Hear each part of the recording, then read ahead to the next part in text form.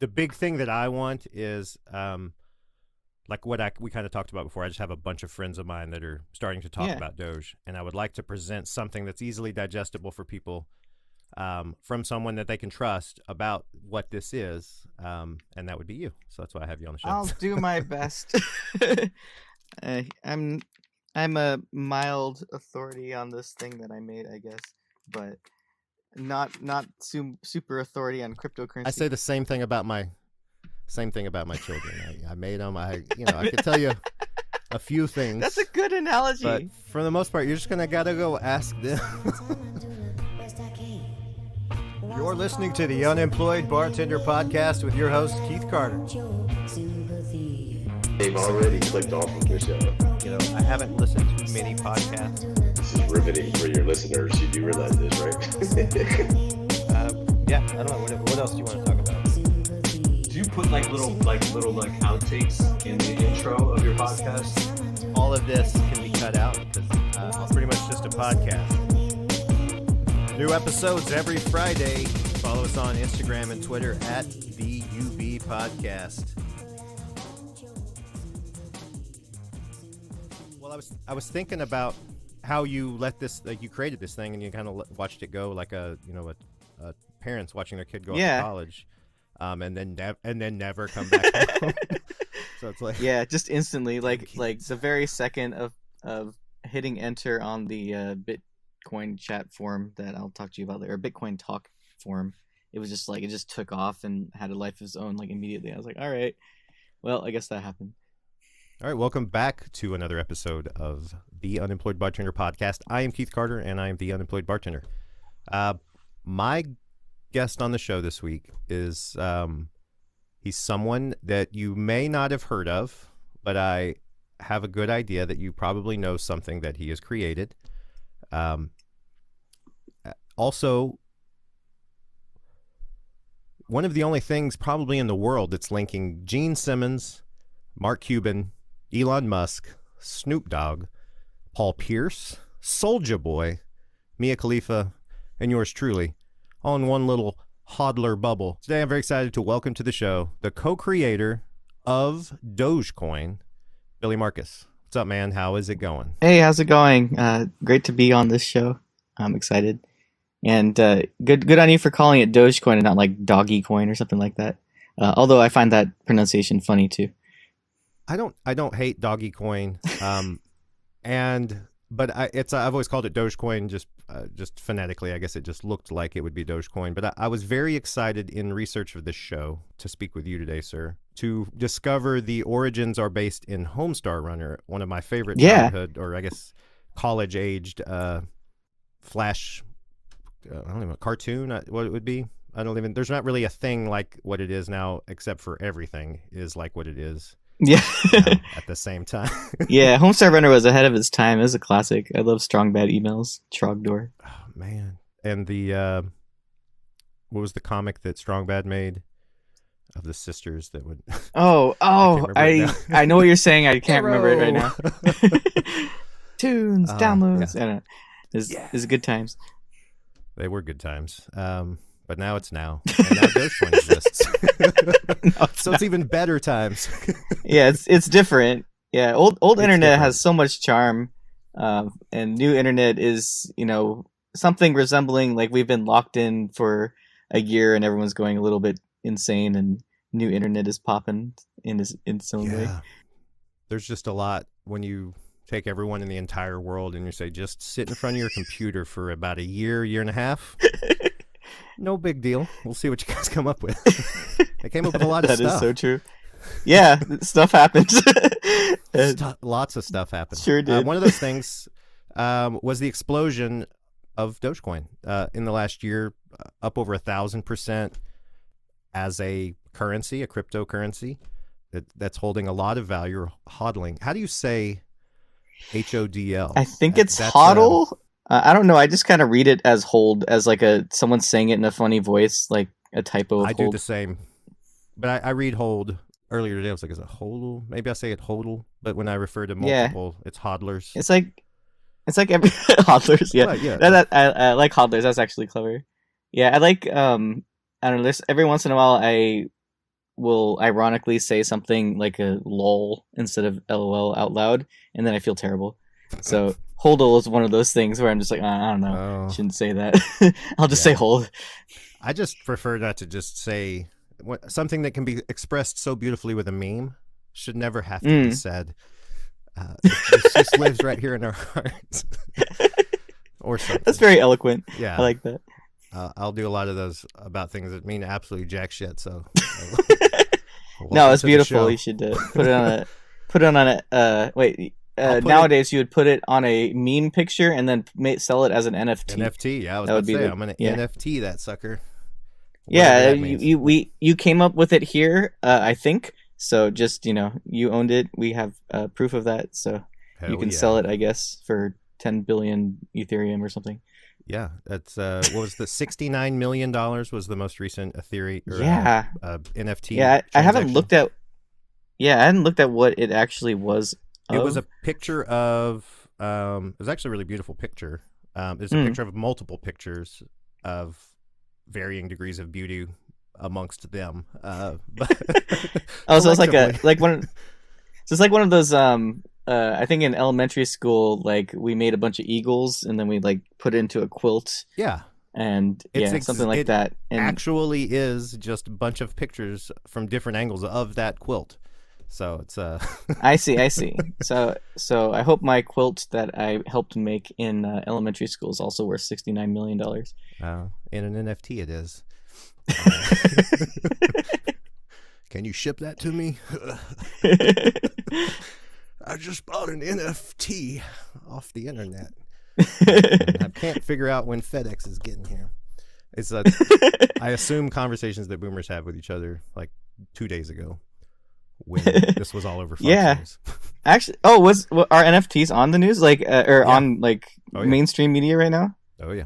Yeah, I don't watch like any news because that requires a TV that has cable or anything, so I just watch like Netflix. It's 2021, man. You don't need cable.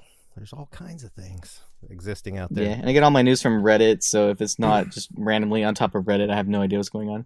Reddit is a great place to get news as the front page of the internet, as we all know from probably people our age, or I guess probably mostly just people our age and younger, have had Reddit as kind of that secret internet that had all the information that wasn't really talked about anywhere else, but was necessary because all of these, as the internet explodes, there's all these different niche things that have happened, and all these large communities have gathered together, and it's a good place to go and talk to those I feel like I haven't like given much context for Dogecoin or anything, but I'm enjoying this conversation, so I'll just keep going. This is what the show is we just kind of ramble. And then I will bring it back in. Nice, because I won't. I'm the rambler. I don't control what I talk about. I just kind of babble for a while, and then people start checking their phones. Yeah, so people probably do want to hear us start talking about some Dogecoin. So I want to talk about specifically. You made a post actually on Reddit relatively recently in the last month or so where you kind of did a breakdown of what cryptocurrency is, what is mining, what are those things. And I want to kind of walk through some of those in like a little bit more digestible baby steps that people can listen to on their trip to wherever they're headed tomorrow. Sure, I'll give it a shot. But what are some of the terms that we should know about when talking about Dogecoin as we get into it a little bit later for the uninitiated? And what do those things kind of mean? Yeah. All right. Dogecoin. Should I just like throw out all the buzzwords? Yeah. We'll start. What's Dogecoin? Tell us what Dogecoin is. Yeah. Dogecoin is a decentralized cryptocurrency built on, or is it a fork of Litecoin, which is a fork of Bitcoin. It is a proof of work cryptocurrency, which means it requires mining. And all that stuff probably made no sense. So no, it makes a lot of sense. So one of the things, cryptocurrency is a term that gets thrown around a lot, and obviously it's a currency. It's in the name, and it's cryptic. We can all see that. A lot of people from the outside see it like, oh, it must be. I know it directly relates to the cryptography that occurs to solve the equations. But what? Yeah. What exactly go like what's an equation? Like where are these equations happening? Why are they happening? What is, and these, so we have blockchains, cryptocurrencies, and mining. Let's kind of define those three terms for these people here. So blockchain is just a database, but what's special about it is it's a distributed database, so everyone gets a copy of this database. And the big problem with having a distributed database is that how do you determine whether or not your database is like the actual correct database? So the idea behind Bitcoin and all of these proof of work based cryptocurrencies is the way to solve a trustless distributed database and have like a blockchain that everyone can agree with. And the way that this is solved in Bitcoin protocol and also Dogecoin or any clones of Bitcoin that have changed a few things around like Dogecoin is with mining. And so what mining is basically, as you mentioned before, it's solving a whole bunch of like crypto problems to move the blockchain and to man, this is so hard to explain. It is. I should probably bring up my own post and just start reading like a boring guest or like a whatever. but like basically how do I put this? Yeah, let me I'm actually literally gonna bring up my post. It's like it's hard to simplify this, but it's also hard to not simplify it. It's just pretty complicated. It is. I'm going to try to summarize this thing in some really nicely analogous type. Yeah, that'd be good. Here, Any analogies are good. I see it like mining reminds me of Willy Wonka and the Chocolate Factory. I don't know if you know this like really old reference, but there was a part in it where the rich girl like was mining or was looking for a golden ticket, and there was all these workers that were opening up the like chocolate bars, and then one finally found a golden ticket. That's like kind of how it works, where there's just like a whole bunch of people who are, or not people, there are a whole bunch of computers that are trying to solve a math problem, and the one who solves it like gets the block essentially. All right, let me try this one on for size and see if this works. All right, Sure. Let's say there's a private club and the password changes every minute or every day or every hour. And the only way to get into that club is if you know that there is a way to figure out what the answer is, but you have to go solve some sort of problem or something somewhere. And the only way to know how to do that is to know that that exists. So then you can go and solve the problem, and then you get the password to get inside the club. Would that be somewhat somewhat-ish? I feel like it's maybe, I don't know. Let's see how much more confusing I could make it. Like, all right, so there's two clubs and one. No. Yeah. So basically, that's the way that the currency moves around. The way that additional blocks are added to the blockchain, which is before I should talk about what's in the blockchain. Inside of the blockchain is a list of every single transaction that's ever been made on whatever the coin's network is. So in the Bitcoin blockchain is every single transaction ever made on the Bitcoin network, and then Dogecoin's the same thing. So it's one chain. Yeah, singular. That has continuous, like since the beginning of Dogecoin, Mm-hmm. there was one block, and then another block made it a chain. Yeah, and now it's the first continuing block's that called the chain. Genesis block. Yeah. Okay. And then you Look just at that, kind of we're keep learning. adding to it. So, it's like block, and then, I guess you can. The name's Do actually any pretty of the good. Other names have another, like, is like the 73rd block have a name? No. Has anyone gone about trying to name every block?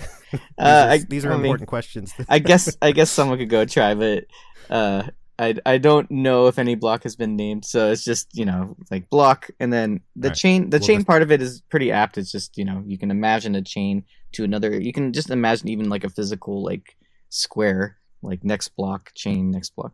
Yeah. Well, if no one's called 73rd block, it's Ted.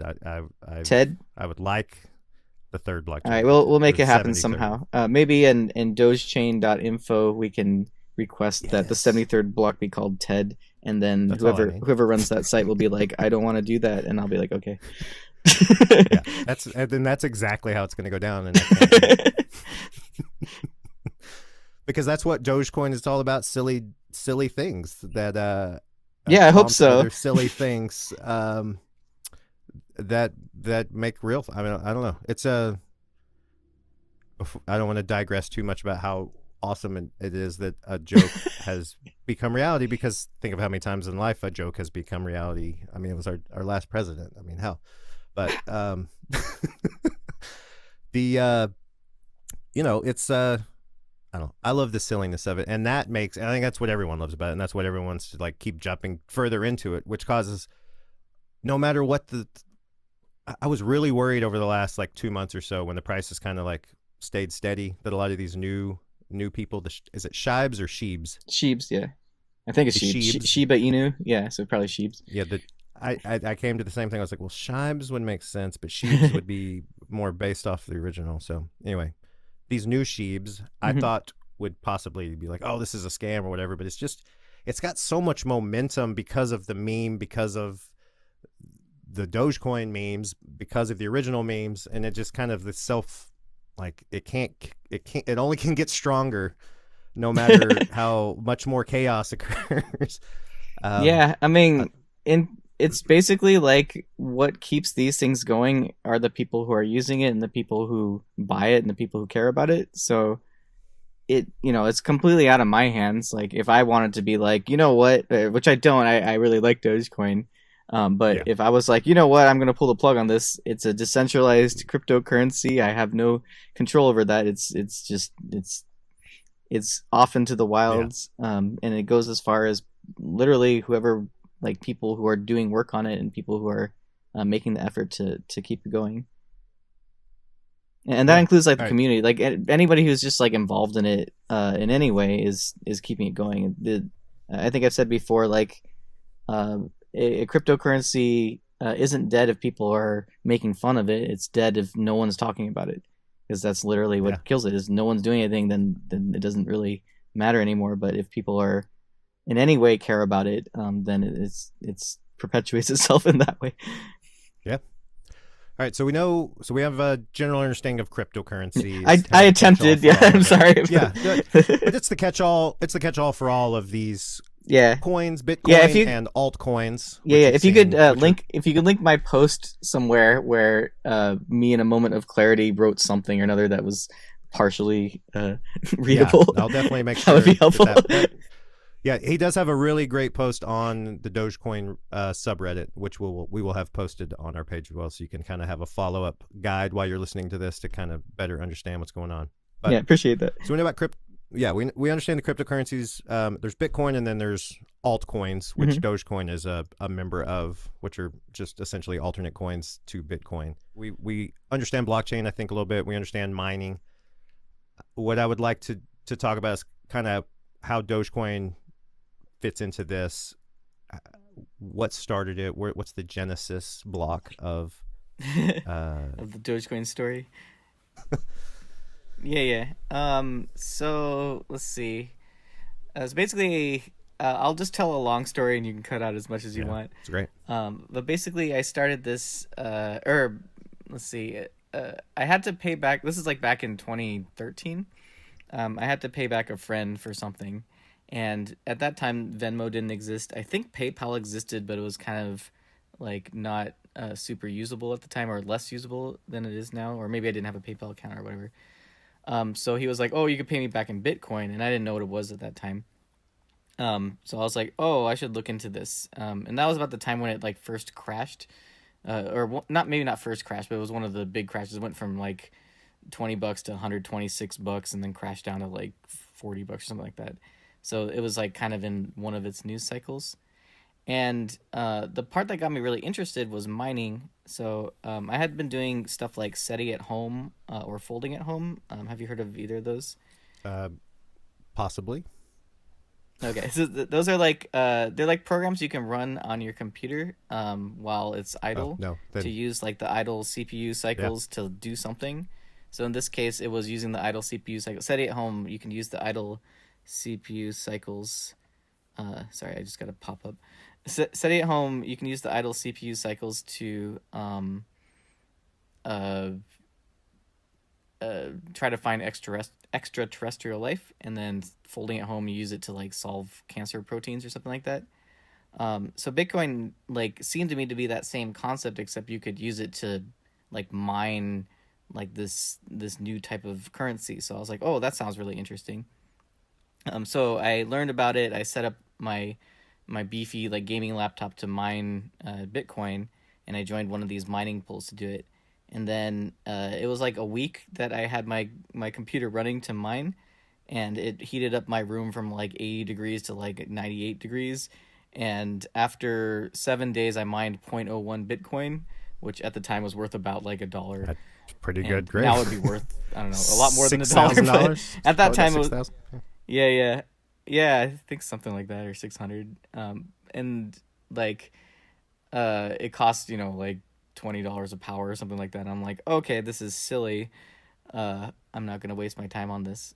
But I found that there was all these like alternate currencies, and there was markets for all these alternate currencies, and just like tons of them, like Litecoin and WorldCoin and PP Coin and like all these crazy names that all said they were going to take over the world and become the new world currency and stuff like that. So I started mining those, and I could mine a lot more of them, and that was exciting for me, that I was just kind of using my computer and heating up my room for some purpose. Yeah. So then after that, because I'm a software engineer, I noticed that there was just so many of these coins, and it was like, oh, this probably isn't that hard to make. Like, I probably figure out how to make it. So I found this like guide online of how to make a coin, and I can actually just send that guide to you. It still exists, but it's like super Would outdated. love that. Yeah, so it was like how to make a script like altcoin or something like that, and I was like, okay, I'll try this out. So for a weekend, I learned how to make a script coin for myself, and I made it based on the currency that was from this game called Animal Crossing, which in 2013 similarly no one had heard of, but in 2021 like everyone had heard of it because it was like the quarantine game that everyone really liked. So I made my cryptocurrency bells after that currency. And there's a internet forum called Bitcoin Talk where you can release your new coins, and people like see if people care about it. So I threw it up on there, and everyone basically was like, "What is this stupid thing? Like, why do I care about bells?" I'm like, "It's from Animal Crossing." They're like, "This is dumb. Like, it's not gonna make me rich." And I'm like, "Oh, I'm sorry." So basically, at that point, I was like, "All right, I'm just retired from making crypto coins, and this whole experience has been something." So let's see, smash cut to like maybe it might have even been like 2 months later. It wasn't that long later. There was a IRC channel I was in, which is like an old school chat room that people I think still use, and it was like some Bitcoin place. I think Bitcoin had just crashed again. And so people were like making up random silly reasons why Bitcoin was crashing, and I was like wanting to be a fly on the wall for why, because I don't understand why values go up and down. And someone linked to Dogecoin.com and said, "Oh, this is going to be awesome." And I was like, "What is this?" So I went to that site, and this guy named Jackson Palmer out in Australia basically set up a website that said, Dogecoin.com had like a crappy Photoshop picture of a Shiba Inu on a gold coin, and at the bottom of the page it said, "If you want to make this a reality, like hit me up on Twitter." And I saw that, and I had no other thoughts at that point in time except I have to do this. Oh, this is funny. I have to do it. So I tweeted at him. I was like, "Hey, I made another coin. Bells, if you want to work with me." And then like I waited for like 8 seconds. I'm like, he hasn't tweeted back yet. So I just decided to make it, and I basically forked the bells coin I had. I changed a few things around, and I actually checked this because I had the tweets that I can look at it now, and it took about 2 hours, and then I finished, and I was like, "Hey, I'm done if you want to make this a reality." And then he got a hold of me like a day later, and then we talked about how to release it and stuff like that, and it was just kind of like no plan, and just like, here's what I decided, does this make sense? And he was like, "Yeah, this is gonna be funny." And then we just kind of threw it up on Bitcoin Talk, I think on the 8th, December 8th, 2013, and it just shot up from there. It was insane how fast it caught on.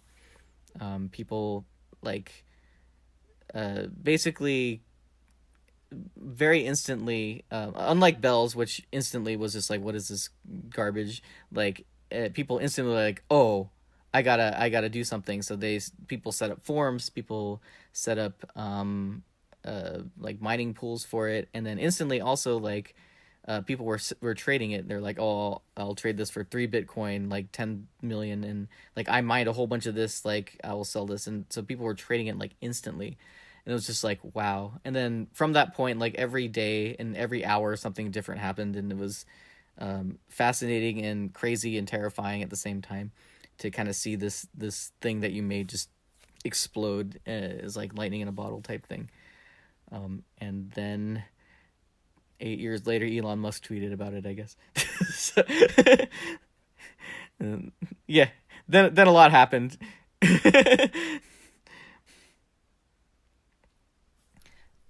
So I think sometime in 2018, or maybe earlier than that, there was kind of a joke that went around of who should be like the CEO of Dogecoin. Yeah. Because Dogecoin is a distributor. The joke is that Dogecoin has no company. It's a distributed, decentralized cryptocurrency, but people assume that it's a stock and there's some company that they can yell at.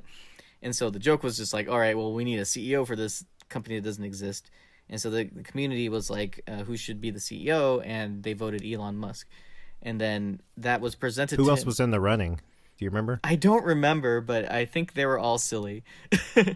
I think Elon Musk might have been the only name of somebody that would actually potentially know how to run anything. Yeah. But so if there was a thing to run. Yeah, if there was a he thing could to run run. So I don't remember who tweeted that at him, but he heard it and he enjoyed the joke of it. And I think at some point he changed his like Twitter profile changed his Twitter profile to CEO of Dogecoin. And then at some point he like resigned, so his Twitter profile changed to like former CEO of Dogecoin. So that was years ago. So he was like in on the joke then. And then I think X amount of time later, when Bitcoin was starting to go crazy, he I don't know why Elon does anything, but he decided it was funny to tweet about Dogecoin again, so he did so. Yeah. I mean, I'm sure the first time let's imagine we're, multi-billionaires doing like launching rockets into the space every other day. Yeah. It's a little bit hard to put my head in that space, but okay.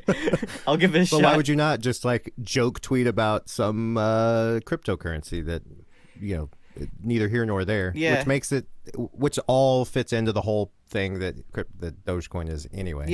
Elon, none of it makes sense. Elon really likes to just tweet silly stuff, like tweet memes and whatever. So I think you're right. It just kind of fits in with like, this is it works. It's behind its joke, it's like a thing that's serious, but it's like stays and maintains its levity and just kind of people are having fun with it in general.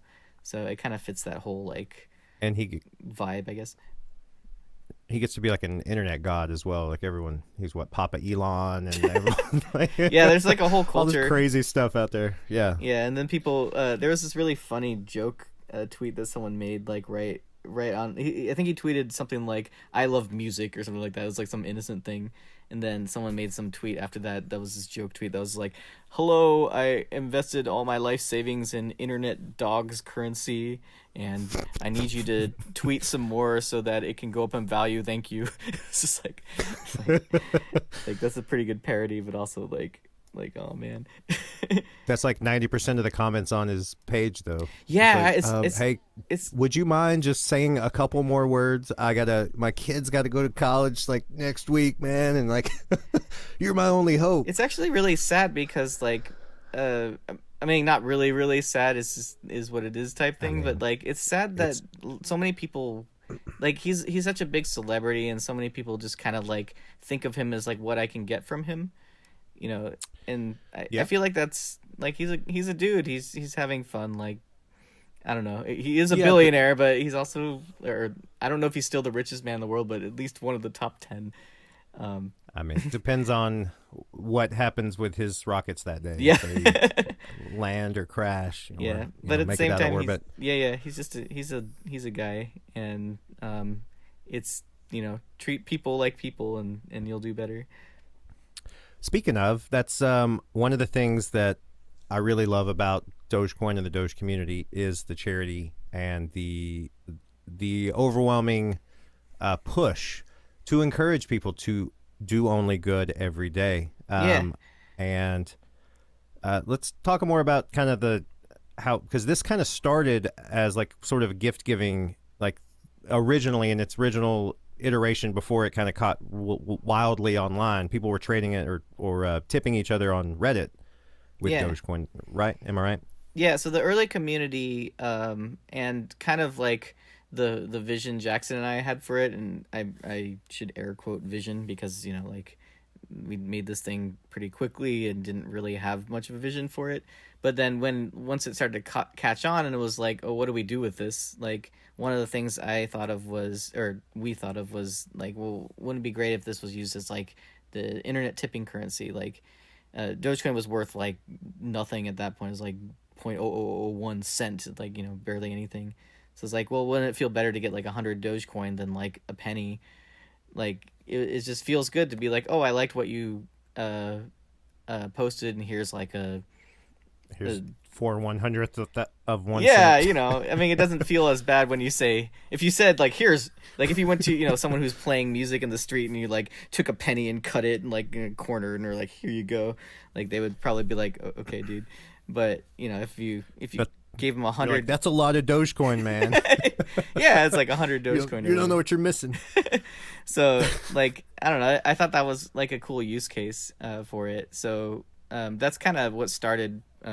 People made a service that you could tip people on Reddit, and then that changed. Like, the Jackson and his friends started something called the Dogecoin Foundation, which was just like a sporadic, like, drink a beer and have this zany idea. Like, what would happen if we just like did some causes? Would people actually donate to like do good things? And so the first one was, he put up like, someone had an idea because the Jamaican bobsled team there's a story that they couldn't make it to the Olympics at that time because they couldn't pay for it or something like that, and they needed to raise $80,000. And so the Dogecoin community is like, oh, let's do that. So Jackson put it up on the like Dogecoin Foundation site, and like within a day, people had put enough of these like fractions of a penny Dogecoins into this wallet to raise $30,000 to help the Jamaican bobsled team go to the Olympics. And that money was given to them via a service called Crowd Tilt at the time. And so the Jamaican bobsled team got cash and Dogecoin based money and were able to go to the Olympics. So they and got like 16th place or something. Which is fitting for the Dogecoin story too, to not get first. No, it's just a little happy little underdog that's just kind of yeah. It's like Cool Runnings. They still get to go to the party. They still get invited to the Olympics. That's right. But yeah, Cool Runnings. I think they lost in Cool Runnings too, right? But then they like put the bobsled on their shoulders and walked to the end, and everyone cheered or something like that. So yeah, and like they that. won the hearts of Americans and the world that day. That's right. Yeah, it's exactly the same. The same exact story. Damn straight. And then, but yeah, aside from the Jamaica's bobsled, you did 25,000 for Pause for Ability, 30,000 for Doge for Water, $50,000 to sponsor a NASCAR driver. Yeah. So I think the Doge for Water was the most like useful one, and like unexpected, I guess, that the Dogecoin community be so generous to donate something that's like not even necessarily going to get a lot of press. It's just like, this is literally to help people in Africa. It was like making water wells in Africa, and that reached the goal. The water wells were made, and like, that's amazing. Like, in those early times, it was one of those things where I never had a lot of Dogecoin, so it's just kind of like my baby was really the community, and to see a bunch of people coming together to like raise a bunch of money for charity with the thing that I made in a couple hours, like really felt like, oh, maybe I did something okay. Like this is all right. I'm happy with this. So.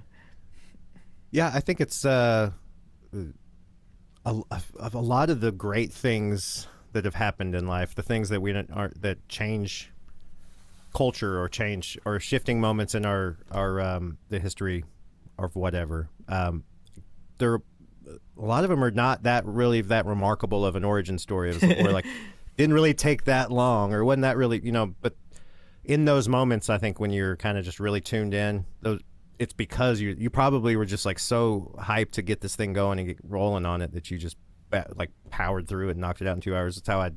Yeah, you know how like if you're really focused, you can, and probably manic at the time, you can like make something really fast and like be hyper productive. I feel like that was one of my like hyper productive things. Like it took 2 hours, but the actual like core changes took like maybe 5 minutes. But the thing that took the most time was just customizing the client. So basically I wasn't going to do it unless I could change the font to Comic Sans, which is like the Doge font. So like pretty much like the rest of the time was spent like trying to figure out how to customize the cute client and like make it Comic Sans and change some of the wording and make some pictures and stuff so that it was like much wow and digging instead of mining and stupid stuff like that. So then like that if you're what I was proud of when I made it, it was like, well, this was a differentiating factor. It had some like silliness to it, and it was in Comic Sans. I like how that if there had not been Comic Sans, then there would be no Dogecoin. Yeah, it was like there's no That's point perfect. in making it because it was like this has to be silly. The fact that it was Comic Sans font like was really funny to me at the time because it was very different than like the standard client. It's funny to me because of the hatred that Comic Sans has gotten over the years, and then the generous amount of love it receives, like in the current now, like Comic Sans is so like, oh, it's Dogecoin. Yeah, Comic Sans has one use case that's okay, which is like anything Doge related is fine. Anything outside of Doge is like don't use Comic Sans, dude. Unless you're applying for CEO of Doge, then that resume's got to be all Comic Sans. Right. For the fictitious company of Dogecoin. It's the only way you'll get the job. Let's see. I probably cut you off some stuff there, but I don't remember what no worries. it was. But I do know. I don't remember either. In talking about the kind of the charity stuff, there's been a continuation of that though. There's I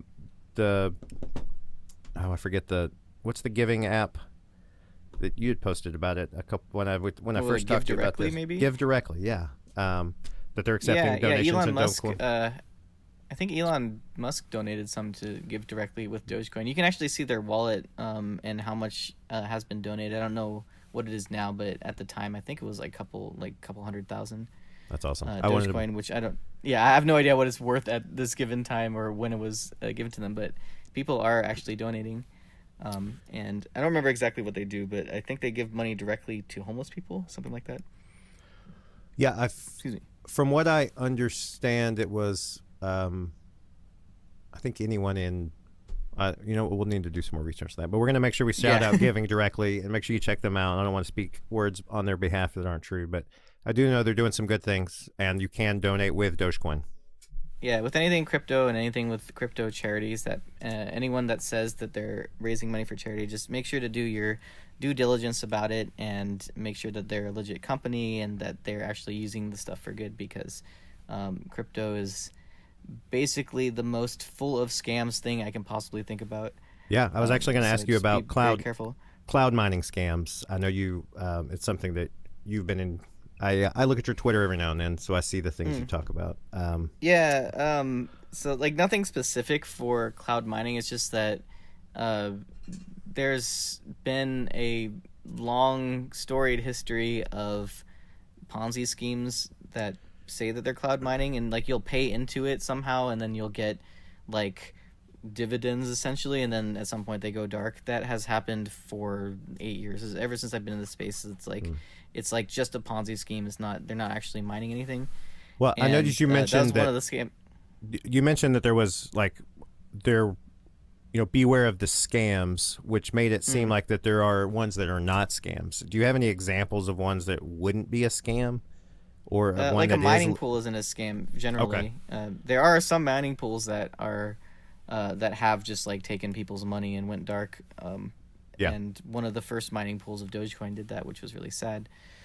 But mining pools in general are like kind of cloud mining. It's like, but you are putting in the work at this, so it's like a whole bunch of people are putting in the work. They're using their computers and they're looping together to mine this coin together, and then if the mining pool solves the puzzle, solves the block, then everybody gets a share of the block that was solved based on how much work that they put in. And that's basically how all crypto is mined currently. And those aren't scams necessarily. Those are that's just how crypto is mined. But cloud mining is basically spreading all of that processing power out over a bunch of decentralized computers to solve the one problem locally somewhere. I don't like cloud mining. Doesn't have cloud mining is whatever the person who's saying cloud mining thinks it means. But a mining pool, I want to differentiate from one of these companies that is not a real company that's saying hey, invest in our cloud mining infrastructure and we'll pay dividends from our cloud mining. I don't personally know any of those that weren't scams. I basically got burned on one of those pretty early, and it was oh, that makes sense. It was one of those. It was in this exchange called Virkurix, which is now defunct, and they were selling shares for this cloud mining operation where these people claimed that they could get free power, and people were shilling it all over the place, saying oh, we get all these dividends and stuff. And then I think I put in 0.1 Bitcoin or something like that, and then within a couple days it just went dark, and I was oh yeah, the power costs money now, so we have to shut down. And I was oh, that was a scam. Oh, that was obvious. I can't believe I fell for that. So I feel everyone in the crypto space has fallen for X number of scams at some point, just because it's especially if you're an old school person. Yeah, you gotta learn that you just have to be really suspicious. But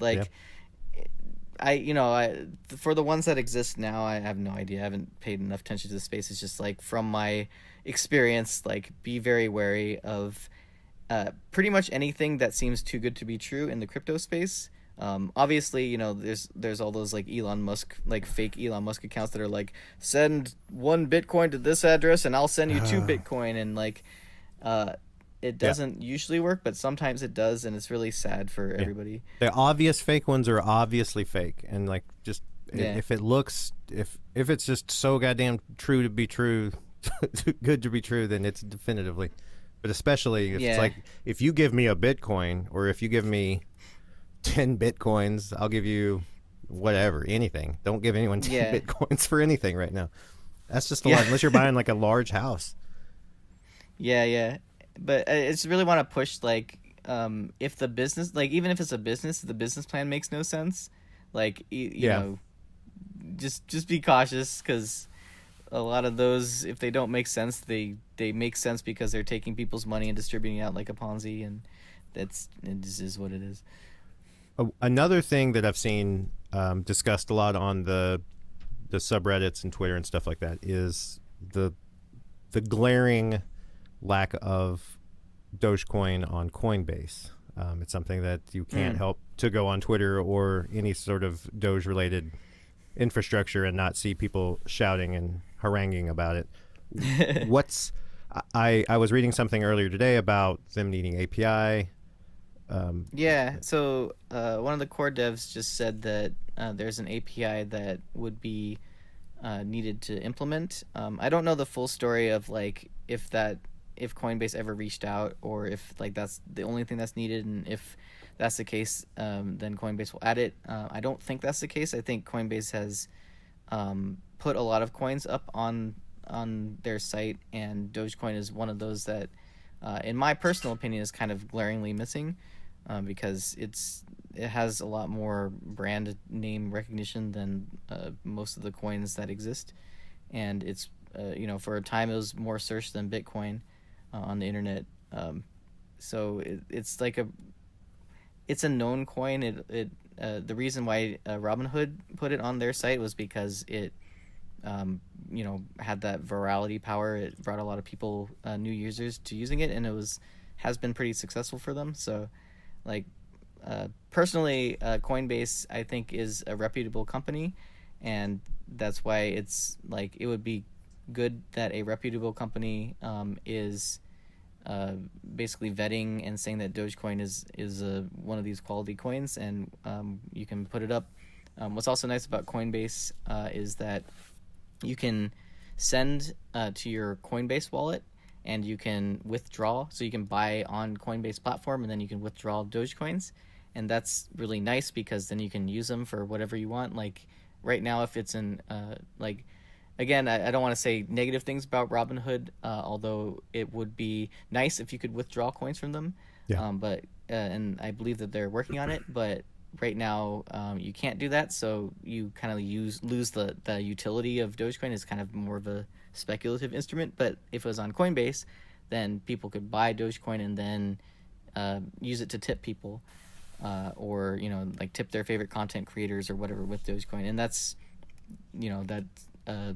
the primary utility of a cryptocurrency is to send it to people and receive it. So I would hope that either Robinhood implements it or implements withdrawing and depositing, or Coinbase adds it, or both would be wonderful. Yeah, why stop at one when we can just have all the things that we want to need, because they're not really that big of asks, I don't think. Although I'm pretty sure, and I've read a bunch about Robinhood has stated publicly that they are going to implement that at some point, but just given no timetable. But Coinbase, on the other hand, has not said anything about whether or not they're adding Doge. And I think Coinbase has they really try to be careful about coins that they add because they're a reputable company, and you want to make sure that anything that you add, the biggest risk that an exchange can take is if the coin is not very secure and people can double spend it because there's not much mining for it and stuff like that. So coins that aren't very reputable won't get listed on these type of exchanges.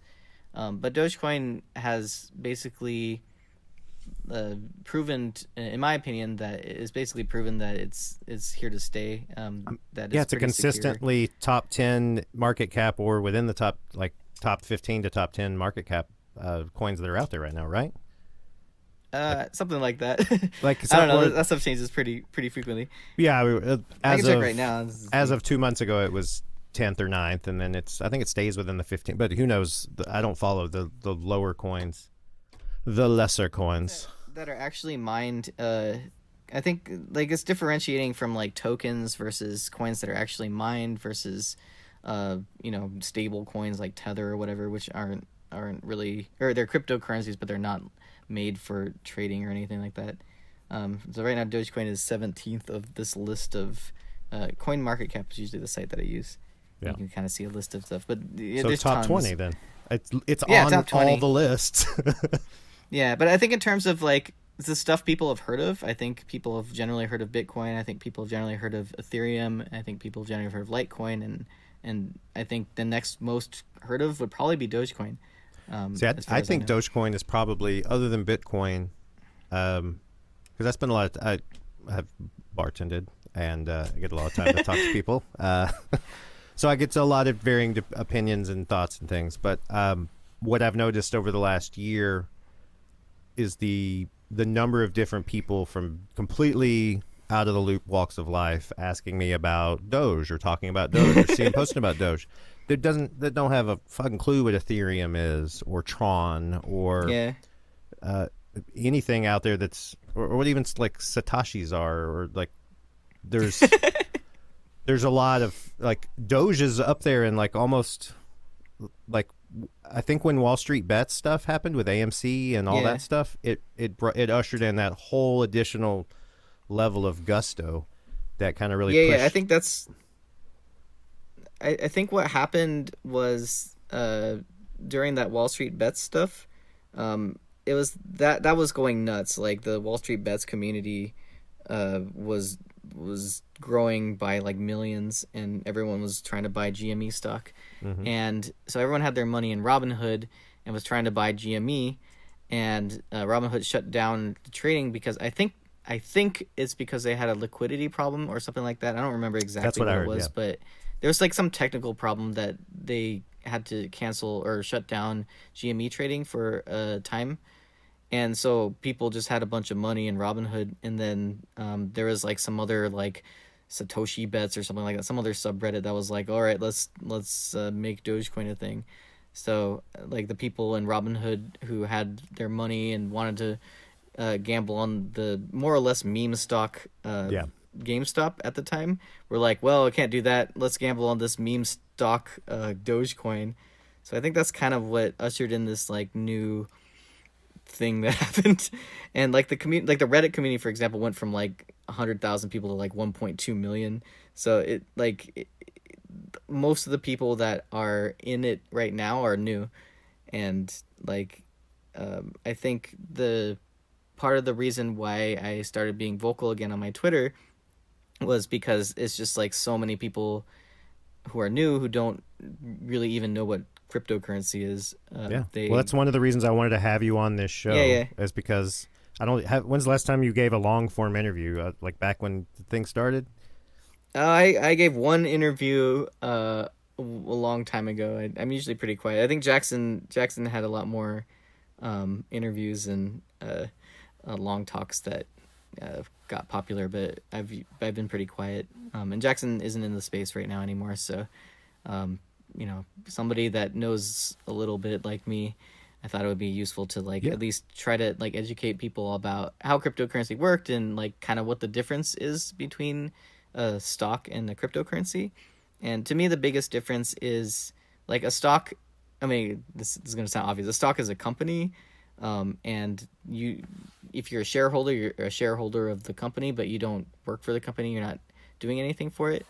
Well, cryptocurrency, like the core tenet of it is decentralized, and basically that means that like anyone who is holding the coin is like, like I'm a stakeholder in this project, and also it's an open source project. It's decentralized, and you can contribute. Like if you want to contribute, it's available for you to do it. If you want to code for it, you can make a request on the open source Dogecoin project. You can look at all the source code, you can make any changes you want, and then make sure that the core devs who are maintaining the coin approve it, and we'll get in the coin. So it's like very different than a stock in terms of like, if people are sitting back and yelling at the Dogecoin devs for not doing stuff for them, that's really gross, because those guys are volunteers, and like that's not what this is about. This is about like being part of something, and if you really believe in Dogecoin or you want it to succeed, there's nothing stopping you from doing anything to help. And helping is spreading the word, making memes, like having fun with it, like whatever you think is great. But like personal responsibility is very important in this space, and I kind of wanted to both push like that part of it, and also like just the humans behind it, like we're all people, and be nice to people. like I don't know, because initially basically I just got like I was like paying attention to the space barely, just because anytime Dogecoin is happening, it's like, haha, that's the thing I made. But at some point I just got like bombarded with emails that were like, most of them were just annoying, but some of them were like vaguely threatening. And then one specifically was like, it was like a picture of a dog and then like a photoshopped gun pointed at it, and it was like, if you don't cap Dogecoin, I'm gonna cap this Doge or whatever.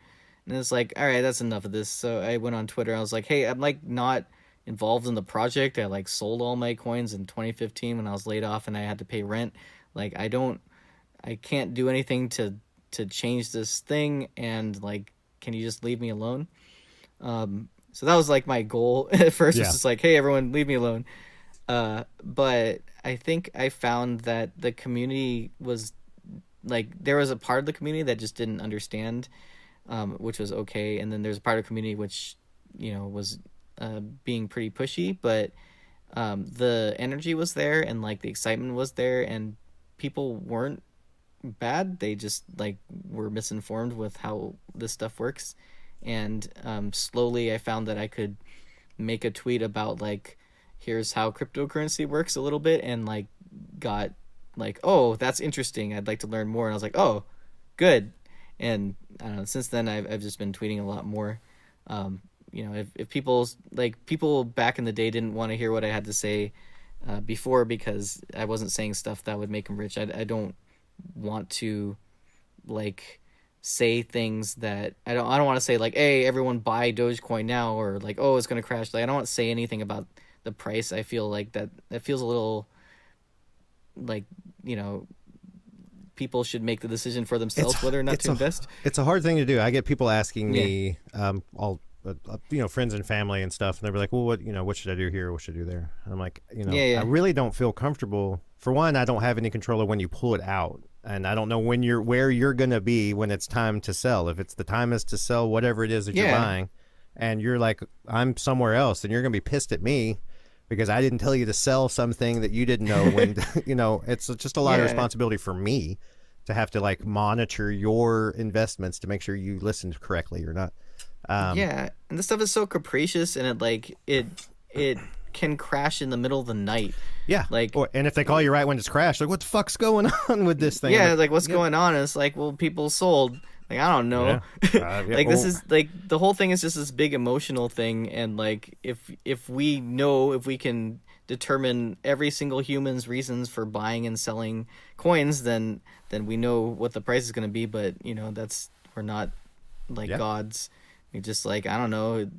If you want to buy it, you should buy it. If you want to buy it for whatever reason you want to buy it, you should buy it. If you don't, then don't. But like, if you ask me, I'm just gonna give you a shrug emoji back because like, I don't know. Yeah, I mean, buy, don't buy. I'll tell you every now and then. You get lucky. I'll tell you what I did, what I'm doing right now. But that's about it. Yeah. Yeah, and so for me, I've always just been like, my message that I want to send out is, number one, like, be a good person, and number two, like, have personal responsibility, and number three is like, you can contribute, and that's like, if you stop contributing, then if everyone stops contributing, then the coin dies. So like, this whole thing is not like, I have a part of it when I was developing, and I still have a part of it in just like educating people, but like, that is what keeps it's bigger than us all now, man. We got to keep going. We can't give up. That's the part of it. And when people didn't want to hear my message anymore, and the community was taken over by like a Ponzi scam, and people started getting really crappy to me, I was like, well, okay, I don't have much Dogecoin, and I'm not really working on this to like, for any reason other than like, I feel a responsibility toward it. But there's people who are a lot more crypto literate than me, so I didn't feel like I should spend my time there. But yeah, now it seems like, at least for now, if people want to listen, and people are resonating with the message of do only good every day and stuff like that, then sure, like, I'll keep I think that's the best. Tweets, it's not very hard for me. As it's progressed into this thing, like, I love this iteration, this the community shapes what the message is, and that has the direction that it's gone is just a really hard thing to not get behind. How do you be like, oh, well, this silly cryptocurrency meme now has helped millions of people that donated however many whatever to all these different charities. It's encouraging people to do good, to remind them every single day. And a lot of times we need that reminder, but sometimes when you get something like do only good every day, every time you look at Doge, I see those words. And it's kind of a, I don't know, you check in your Robinhood or your Coinbase or your whatever wallet you're using or exchange, and see that little Doge smiling back at you. Makes you feel good. Yeah. And I just like, I hope that people can maintain a good attitude no matter what happens with the price, because like, that again is like, what you can control is your own attitude about things. You can control whether or not you want to contribute and want to be positive. But you can't control every human's reason for purchasing or selling cryptocurrency. So if the price goes down like it can, or the price goes up like it can, like it's obviously it will it will do both. Yeah, it'll do both. It's a roller coaster. So obviously, like, you know, if the price goes up, it's easy to be excited and stuff, and if the price goes down, it can be a really emotional thing. But you know, I personally think that everyone should just make their buying and selling decisions as they may. But in terms of whether or not they want to be involved in the community and have fun with this silly coin, like, you don't even need to be a holder. You can just, or a hodler, or whatever. Jump in. Yeah, a hodler. Yeah, just, like, if it's funny, like, if it means something to you, if you get something out of it, like, go for it. It's I'm having fun with it just at the moment, just like making silly or I guess I'm just reposting memes that other people have made on my Twitter. And if you do, stuff like that. If you do want to get involved in the community, there's a lot of different ways you can go. But obviously, at Dogecoin on Twitter and the subreddit r/Dogecoin, those are the main kind of hubs of all things I would Dogecoin. say our Dogecoin community is the main hub. There's some Discords scattered about, and there's some, I don't know if there's official Dogecoin Discord. I don't think there is. And then there's the main at Dogecoin. At Dogecoin doesn't post very much, but when they do, it's like, you know, I know. I usually just see Dogecoin Rise is usually the one that I see post the most. But on Twitter. I haven't followed him. I follow It's All Risky. I like their articles.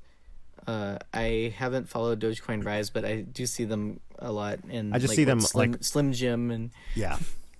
They got really excited about the Slim Jim thing, which I thought was pretty amusing. The whole Slim Jim thing was pretty amusing, and I appreciated it. You know what's not amusing, though, is I haven't been able to find a Slim Jim in New York City in 3 days. And I've been looking everywhere. I really have.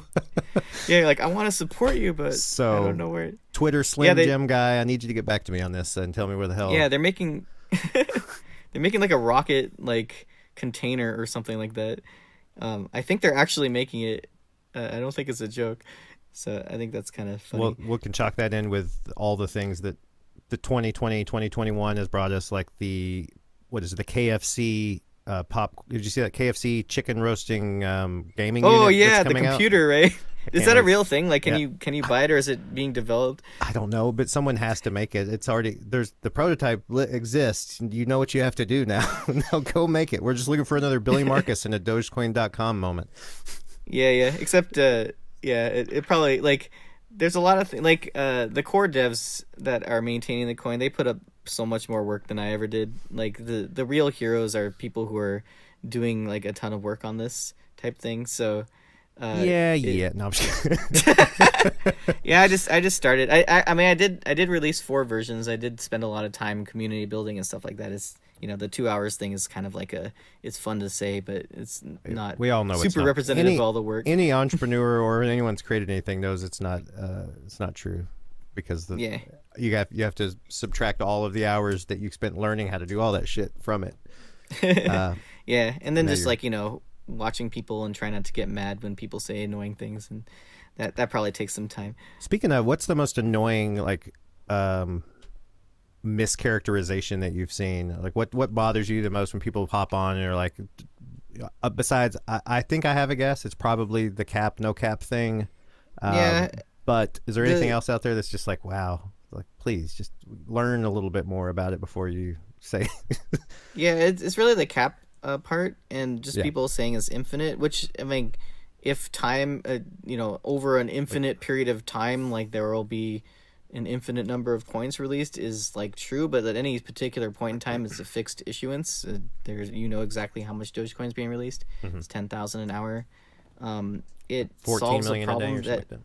Yeah, it's like 14.4 million a day, 10,000 per minute, and it's stable because of that. Like, that's actually one of the strengths of the coin, because it will pay miners the same amount forever, and that the inflation amount, like the percent of the inflation, goes down per year, and, you know, like, it kind of solves a problem that capped coins will have, because the amount of mining on a coin is what secures it, and if it's not paying enough, when people mine it, then less people are going to mine it, and if less people mine it, then it's less secure, and then it costs a lot less money to attack the coin. So right now it would cost, it's like a prohibitively high amount of money to attack the coin. But if we just, because if the of devs, the money is because of the amount of energy that it would take, right? yeah, like the amount of energy it takes to get a share of, like it's very distributed. How much? God, how do I put it? It's like some equilibrium between the amount of money the coin gives and how much it costs to mine. So like that equilibrium point is what makes sense. Like people won't mine at a loss because that's a silly thing to do. So that equilibrium point is very important. And it's also merge mined, which means that if you mine any script coin, for example, Litecoin, you can also mine Dogecoin at the same time using the same energy. So it just kind of like has a really nice, stable, like pays the people who are securing the coin this fixed amount that will be fixed for eternity, essentially. So that kind of ensures that the coin will live on. And the deflationary coins will have to figure out if they can still live. Like the Bitcoin, as an example, will have to figure this out in like 2140 when it's like if you don't have a mining reward, then you're supposed to be supplemented by the mining Like fees, transaction fees or something like that? transaction fees. Yeah, exactly. So if Bitcoin, like let's just say Bitcoin was $20 million and the transaction fee to send any amount of Bitcoin was like some fraction of that, so $100,000 to send any amount of Bitcoin, like do we think that people are going to hold it, or are they going to spread it around? Very often is it possible that no one will actually spread it around, and then there won't be any mining because there's no transaction fees. Like I don't know, but Yeah.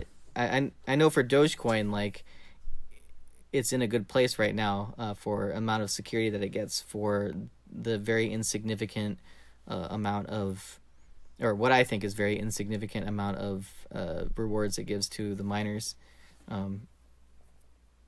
compared to like the overall volume of trading. Yeah, but it's like I said, it's a balance. It's a nice equilibrium. Yeah. You got the sweet spot right now. Yeah, hope so. Yeah. I don't know. We'll see. I wrote the parameters in like a couple seconds, so Yeah, if that's how you know if it's the anything, sweet spot. yeah. If it takes you more than 2 seconds to do it, is it really worth doing? Yeah. Yeah, it's like I don't know.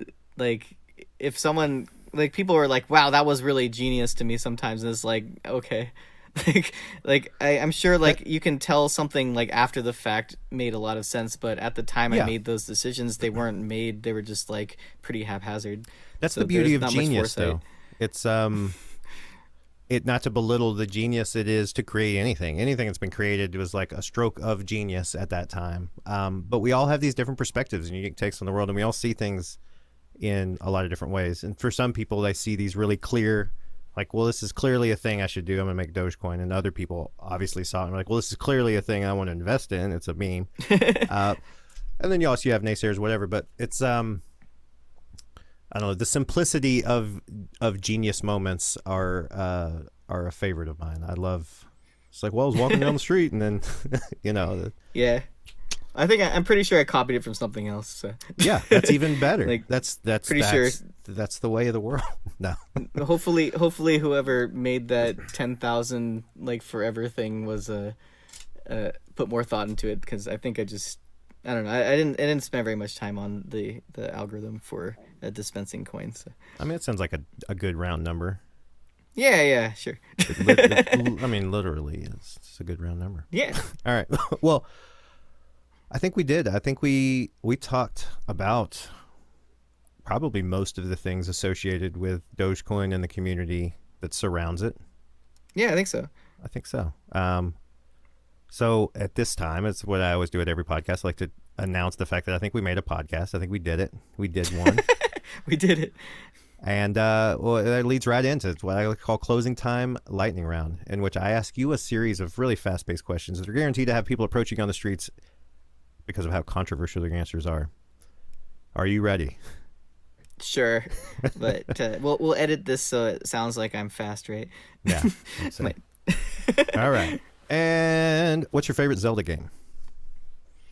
I'm pretty sure it's A Link to the Past. I really like the music to Link to the Past. I have a funny story with. Actually, this is supposed to be lightning round, so I won't tell the funny story. But Link to the Past, that's my favorite. What's the funny story? We always take time lightning round for funny stories. Oh, so there's this girl I liked in high school, and I played the Ocarina of Time with her. Yeah. And then I wasn't able to play Ocarina of Time with her anymore, so because I couldn't play it with her, I just stopped playing it. So I never really experienced Ocarina of Time. That could have been my number one choice for games, but I had that bad association. I was like, oh, I can't play this. Yeah, I mean, I get it. Okay, you missed out on a pretty damn good game. I know, I missed out on one of the best games ever because yeah. I was like, whenever I play this, I'm like, oh no. You may have heard of it. Date me. Did you just do Majora's Mask? Same kind of engine. No, I didn't do Majora's. Any man. of those reminded me of that. I'm pretty sure. Yeah, it's the same game, a little change. Oh, I missed out on the newest one. Breath of the Wild? Breath of the Wild was amazing. Hey, so you have played Breath hard. of the Wild. Breath of the Wild is when that came out with the Switch, I was obsessed with it. That game was so good. Okay. So that's 1A. I have my nostalgic pick is Link to the Past, and Breath of the Wild is the most excellent, I think. Yeah, Breath of the Wild for sure is just. I mean, it's just too good of an experience. I still play it. I played it yesterday. Yeah, so good. I mean, it's so good. But it even made me want a durian, even though durians are awful. But in that game, they're so useful. So I was like, oh, I want a durian, but and hardy. Yeah, exactly. Hardy. I think I've been playing a lot of Link to the Past actually recently, but I want to say really just the original, man. I played playing that and then playing it. Would you type Zelda in and then you play the alternate version? Yeah.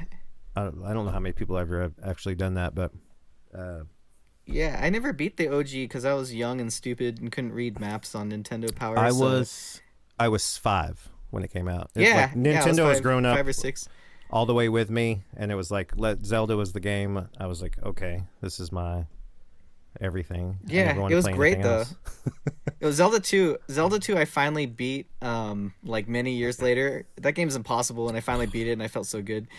I beat that one in college. I didn't beat it when I was a child. Yeah, that's exactly it. I've been in college. You have the same Zelda story as me. Or Zelda 2 story as me. All right. One-handed or two-handed sword in Breath of the Wild? What's your posture? Or do you use a spear? I think I usually use one-handed stuff. One-handed with a shield. Prefer the speed. Yeah, that's my game. I think keeping the shield around so I can reflect stuff. Yeah, the shield makes it easier to parry or do the dodge. I can't figure out how to, say you're doing a Lionel and you have a two-handed sword and he's charging at you. I can't figure out how to dodge without the shield. I don't know, I'm just not good at it. Yeah. Oh man, Lionels are awesome. I love beating Lionels. It's they're harder than the last boss. I think the hardest Lionels. Yeah, but when you on Master have you done the gold Lionels on Master? No, I haven't. One sec. I have to move because I need to charge my computer. Okay. So apologies, and hopefully the sound quality doesn't change or anything, or we get stupid stuff. Much apologies. Okay, it is plugged in now. I haven't. I beat the game. I put a good 150 hours into it, and then I was like, all right, I'm good. I didn't do much of the extra content. I did. I downloaded the DLCs obviously as soon as they came out, whenever that was, and beat those back then. I guess however long ago that was. But in the last year, I'd never played Master just because I was like, for whatever reason, I just didn't do it. I was like, oh, that sounds hard to start. It just sounded hard getting off the plateau, honestly, because they slowly regenerate their health, and they're all a level stronger than they were previously. So I was like, man. But once you get off the plateau, and then it's really not that hard. It's actually more fun. It sounds fun. I really like when you jump and shoot and like time slows down. That always feels like really exciting. Yeah. Why I like Master is because I feel like you have to actually pay, like, say you're battling a large group of people. You have to pay attention to who you're inflicting damage, because once they start flashing, they're going to start regenerating. And so let's say you start focusing on a guy, you let him get all the way down to almost dead, one more strike, and then you go start working on somebody else. Well, he will regenerate all the way back up if you don't kill him. I see. So yeah, it's like it kind of changes the strategy, which made it very fun to do a whole other full playthrough. I still haven't got the Master cycle on. Maybe I'll give it another shot. I remember my favorite part of the game was the island that took away all your Evertide. stuff. Yeah, so kind of like was so cool. So kind of think of it like that, but with everyone a lot harder, and there's a lot more people, and it's also the whole game. That sounds fun. So, yeah. Yeah. All right, we'll move on quickly with this fast lightning round. I'll tell like ridiculously long stories again. It's okay. This is what the whole show's about. Like I said, this was literally just if you were sitting at my bar. These are all the things we would be talking about, and probably for this long. So all good. Sounds good. Without saying it's a specific endorsement, do you have a favorite crypto exchange or wallet, or one that you prefer? Oh yeah, it is Coinbase. So all my selling of Bitcoin and anything has been done through Coinbase, and the wallet I currently use on my phone is Coinbase Wallet for Dogecoin, and that's all I have on it currently. But I think Coinbase, like, it would be, like feather in my cap type feeling if Dogecoin got on Coinbase, just because like that's like me, your like that's kid going and getting their, like, graduating with their doctorate from Harvard Medical, and like going yeah exactly. You're like, oh, they made it. I personally think it's a really quality exchange. Well, I think most people agree with you there. Not super controversial of an answer there. Let's see what else said. So a question I ask every single person before they come on the show, but Apple or Android? Well, I'm an Android developer and I use the iPhone. Really? How does that work? Well, I use both. Okay. So this is like a. Did you ever have a cheesy answer? Yeah, but were you ever like, okay, or if you had to pick one, and you're like, this is the community that I ride with, that other community can eat it. No. Yeah, no, I can't say that because I'm an Android developer.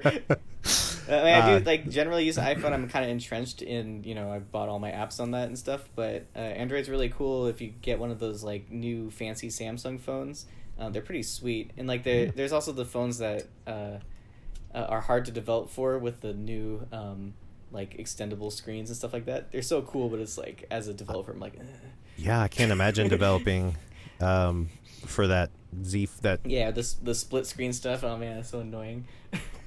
Like makes the screen so tiny. But all yeah, right. I like developing for Android quite a bit. Well, it's good. I like Android a lot. It's my thing. So good answer. Good way to close that. All right, college or NBA basketball? I think like the March Madness is fun, but the rest of college basketball is not as interesting to me. I've been really into the NBA since I was a kid. I grew up in Portland, so Portland Trail Blazers are my team. And at Rip the time, City. Rip City, yeah, they had Clyde the Glide. Clyde the Glide. You've got to put some respect on his nickname. Yeah, he worked hard for that. On that name. Yeah, what I remember, he had this like weird kick when he did 3-pointers. So like it was like the flattest shot. So he'd like jump up with this flat shot with this weird kick, and like it'd go in like 30% of the time. So every time I was like, no, Clyde, no. Oh, okay. Like it could go in. That was such a fun team. I was a big Bulls fan. Not because of the way you would think, but I'm from Arkansas, and Scottie Pippen is from Arkansas, and I have Scottie Pippen. Yeah, he was on the Blazers too. He was on the Blazers. That guy's awesome. Yeah. I have an affinity. I've met the guy tons of times. He would after he whatever, he would be in Little Rock all the time. He's the deepest voice ever. He does. He's a very deep voiced man. But anyone that hangs out in Little Rock in any Little Rock night scene in the 2000s probably knows Scotty pretty well, or at least hung out with him a couple times. But yeah, I think in old NBA Jam, like they didn't have Jordan, right? So you had to, when you picked the Bulls, it was like Pippen and Horace Grant or something like that. Or So- B.J. Armstrong. And Yeah, B.J. Armstrong or you get Will Bill Ledoux, Cartwright. I don't know. Will I don't think Purdue, he was and an the NBA champ. Yeah, Will Yeah. Purdue. That's right. Yeah. Tony Kukoc. Yeah, that was a fun team. But they were also the enemies of the Blazers because They they were. kept beating them in the finals. Yeah, I did, but I didn't hate the Trailblazers. I actually liked the Trailblazers because I went there when I was 12. I had family there. My great aunt and some cousins. I don't know, a bunch of random family on my mom's side that I have only seen that 1 week of my life. But I saw him that week in Portland, and I got me a little hat. So Nice. that was cool. Yeah, they have a cool logo. I really like that logo. I Yeah. think it's And then who And, didn't want to they're- be a they're, like, Trailblazer? long name. Yeah, Portland Trailers, Rip City. I don't know. I moved to the Bay, and I remember watching it was Golden State, which was such a fun team with Curry and when everyone wasn't hurting, and then they were playing the Blazers. I'm like, oh, I don't know who I'm gonna root for, and then like minutes into the game, as soon as Dame made a three, I was like jumping up and down. I'm like, okay, that's really obvious who I'm rooting for. Like, Yeah. like. A I'll half-court appreciate three. if Golden State wins and they move on. Like I won't be like mad, but like, Blazers till I die. So, are you an Oregon guy or Oregon State guy? College? If you were, like, I know Oregon's in the March Madness. Yeah, in the field. Ducks and Beavers. I just kind of root for. I'm just kind of a bandwagon, like whoever's Just doing good. you're from Oregon, so you're going to vote for your home state guys. Yeah, if it's like, yeah, I might like root for Oregon State slightly above University of Oregon if they're playing against each other, but if they're playing anyone else, it's like go anything closest to Oregon. yeah, I'm the same way. Arkansas, but Yeah. Arkansas will be winning the national championship this year in basketball, though. So unfortunately, I don't think it'll Nice. be any of those guys in Oregon. But do you have an opinion? Have you done a bracket yet? Who do you have win it all? So my work has like this special type of bracket, and you have to make an algorithm for the bracket. So mine's like the winner is like based on Scrabble letters. Oh, So like the highest like Scrabble score. So that's my bracket. It's just like an algorithm based bracket. So what did it shoot out for the national champion? I don't know. I haven't actually done the work. Oh, man. I just like made or I just said what my algorithm's gonna be, and then like pieced out. Well, So whatever I you think I'll got to have do do, that at some point. you reverse engineer your algorithm to spit out Arkansas, and then I promise you the Yeah, rest of it will be Arkansas has a right. K in it, so I think could be higher than a lot of stuff. Or actually, I don't remember if my algorithm was Arkansas or like the name plus the team name, because Razorbacks is a Z. So I'm pretty sure. Actually, I probably was ambiguous about it. So just for you, I'll make it like the full name of the team. Hell yeah! And yeah, As so Arkansas long as that Razorbacks. helps. Yeah, I think so. I think that would be pretty high with the Z of 10 and the K of 5. I like it. I don't know. Gonzaga might be a little higher, but I guess Gonzaga I'll figure that out Bulldogs, later. though. Yeah, but they you're have- right. Bulldogs. I don't know. We'll see. I'm interested in finding out the answer. The addition math is too hard right now. It's late. Yeah, make sure you at me on Twitter whenever you post that, because I want to know whatever Okay, it good. is. Let's see. I got like Ocarina of Time or Majora's Mask on here, but we already know the answer to that. Yeah, we went through that. We already covered that one. They're both very excellent, and I played neither. Yeah, or I love played 'em. neither for very long. All right. Well, let's see. So we It's are a fun, bar. though. You can keep shooting more at me. Yeah. All right. Cocktail bar or dive bar? Oh, I am bad at alcohol, so I prefer drinks that don't taste like alcohol. So cocktails, I'm pretty good with those. I think Yeah. I went to Vegas and I was just like, give me like the drink that like least tastes like booze, and they gave me like the most silly straws as possible, the most fruits. And I So got do you this, like just sweet $14 stuff, or you just don't like? Because I'm interested now. You've piqued my interest, and I want to find out what kind of stuff you like. I'm going to make you a traditional cocktail. I'm going to give you a recipe for one that you can make. Okay, I don't know. Not right in now. We'll do terms it. of, like, We'll do this on Twitter. But Okay, yeah. I now have a project. But yeah, I'll need to figure out more about your taste. This is what I like to do at the bar. Like, well, because people are like, Yeah. well, I don't really like cocktails or beer or anything, but I just like to not taste any alcohol. Yeah, like, but there's- I think strawberry daiquiri is one of my favorites, or pina colada. Just like of the simple ones that I know. I make a But killer like, pina colada, man. Yeah. I got sounds you. good. I like just going and asking for like, just give me like the craziest drink that you have that doesn't super taste like booze, and it's always good. Yeah, I could see how that would work out for you. You're like, I don't Actually, remember the names of any of them or what bars they were at, but they always gave me a bunch of really big, great drinks, and I loved it. When I went to I Japan back when you could travel, and I went to Japan, I went to some random bar in Tokyo, and they just like the bartender took forever to make these random drinks, and they were delicious, and I don't even know what they were. Well, So that's not very helpful for you. Like, just make those drinks. We'll of figure the it random out. bar in Tokyo that I don't know. Yeah, I think I know that guy. I think I got you. You're good. Go to favorite sandwich. My producer likes to put a bunch of random things on here, so I'm like just going through the bottoms of them now. A favorite sandwich. So I think like my gut says tuna melt, but the thing about tuna melt is I have this very distinct memory of being starving and eating a tuna melt, and it was like the best thing I've ever had in my life. And then since then, no tuna melt has been that good. So I think it was just because I was really starving, and hunger is the best spice. You know, I haven't had. I grew up on tuna melts, like bun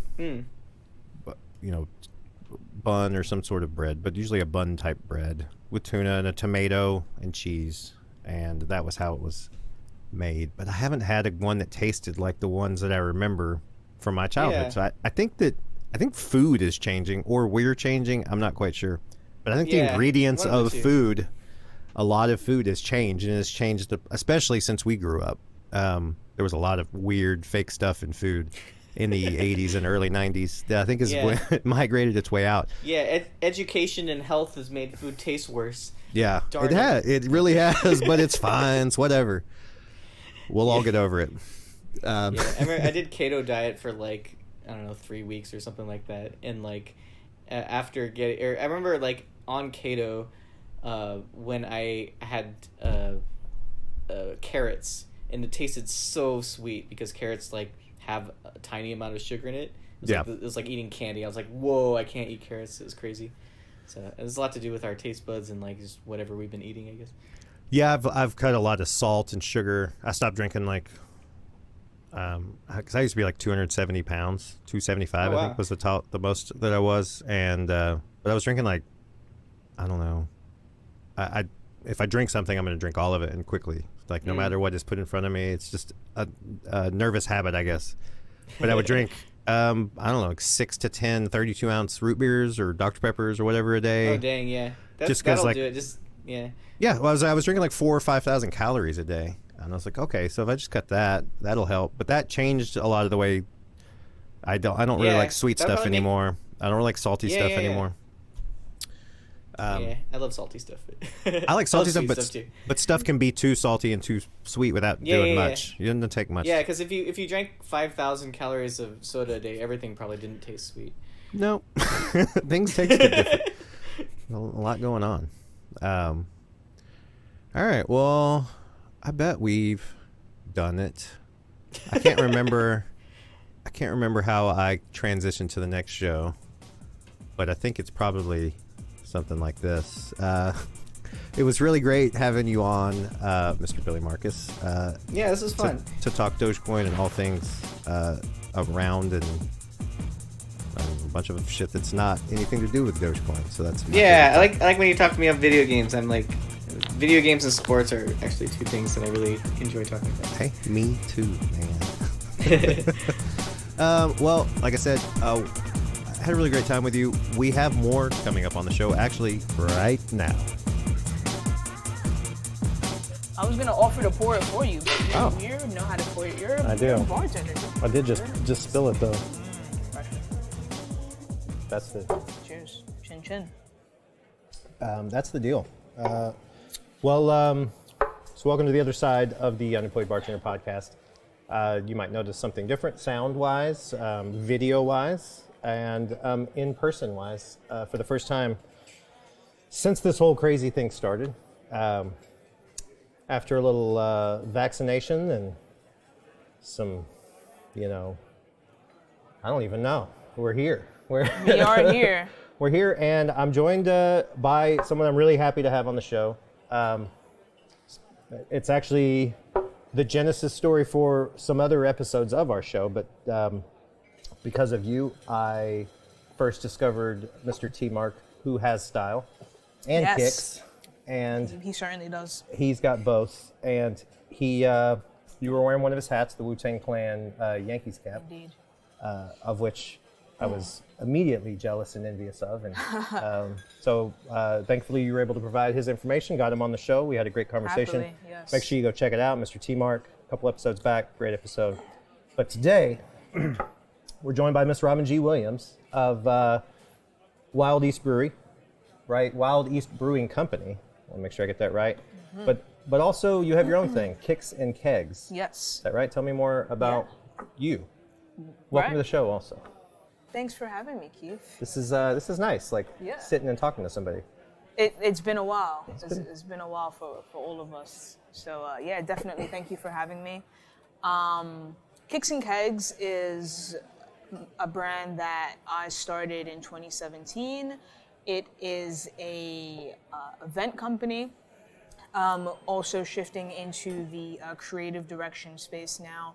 But essentially, I started doing Kicks and Kegs in 2017 because I would go out to breweries, tap rooms, craft beer bars, and not only would I not see people that looked like me, being Black people, queer people, people of color, women, but also there was just a lack of people that were fresh or had any style to them.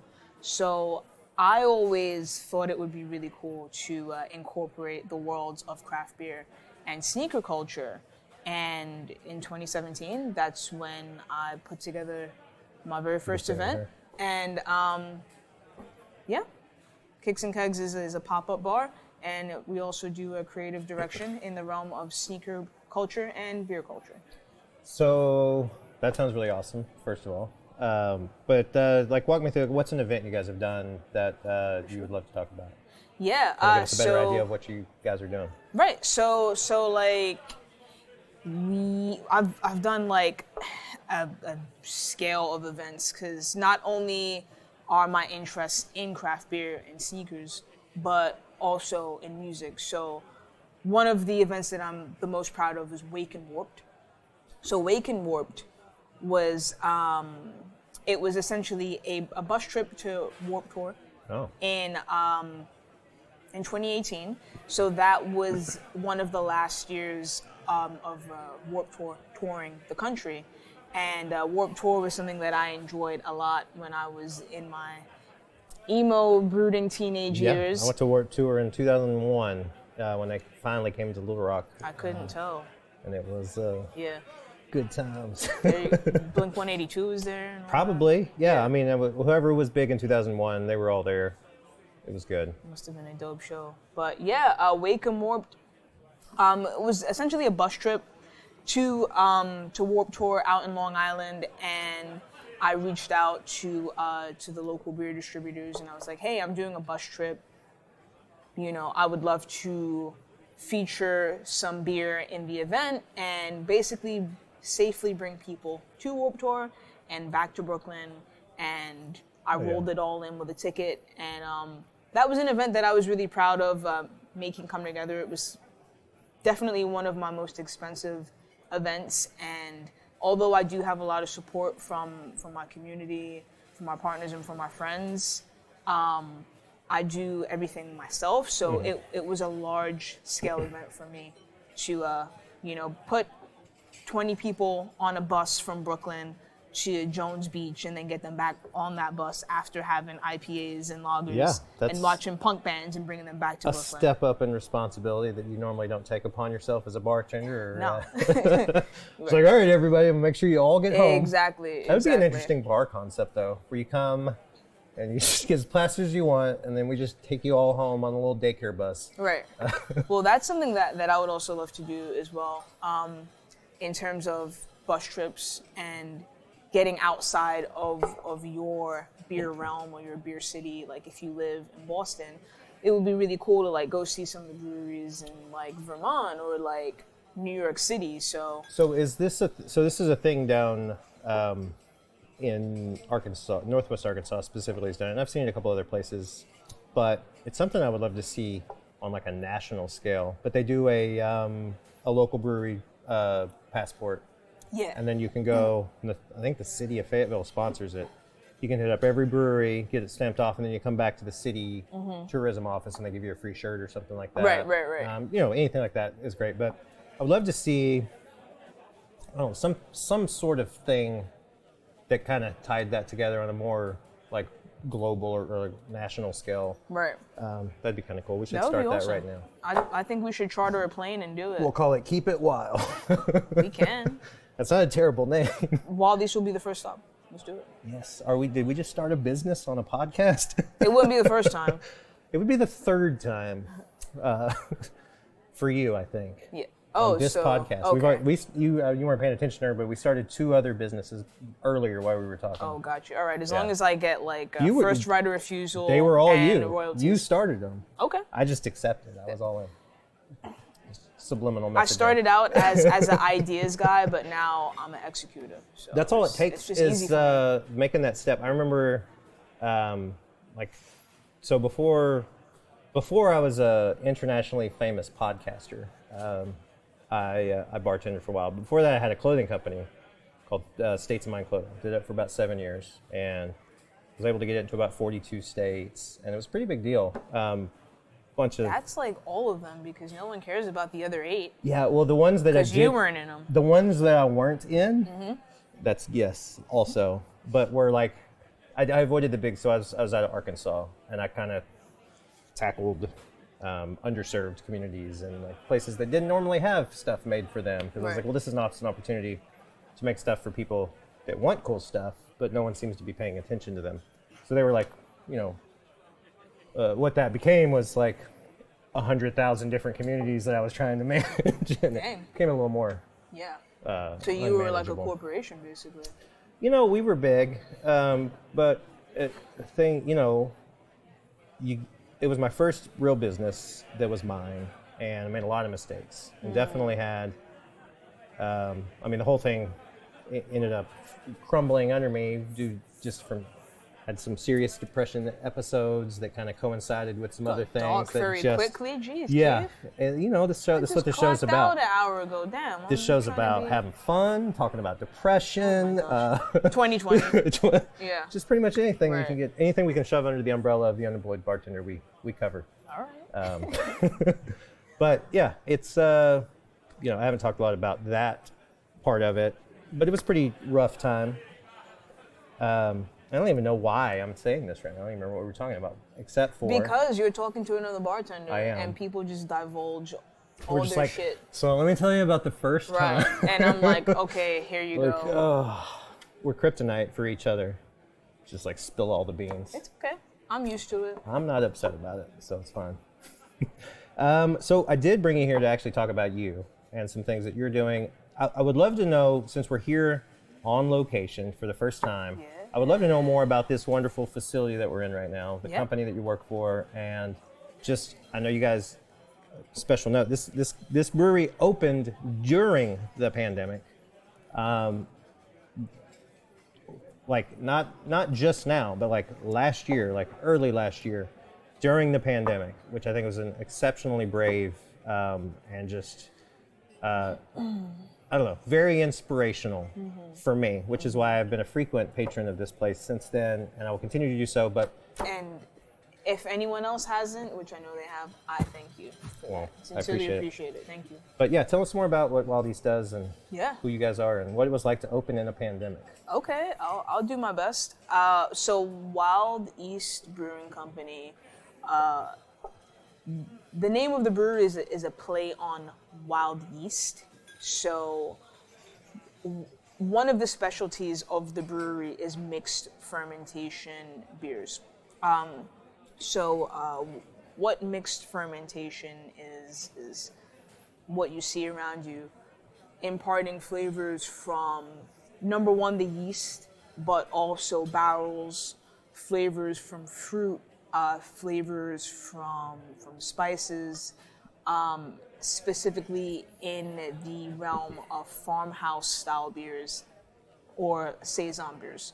So, number one, Wild East is about mixed fermentation saisons and also lagers. And also, because my boss, Brett, is a G, IPAs. I was about to say, you got to mention these IPAs because y'all's IPAs are just... So, yeah, for me, looking at it as a consumer, I would kind of, what I hope that Wild East grows to be in years to come is like the Allagash of Brooklyn.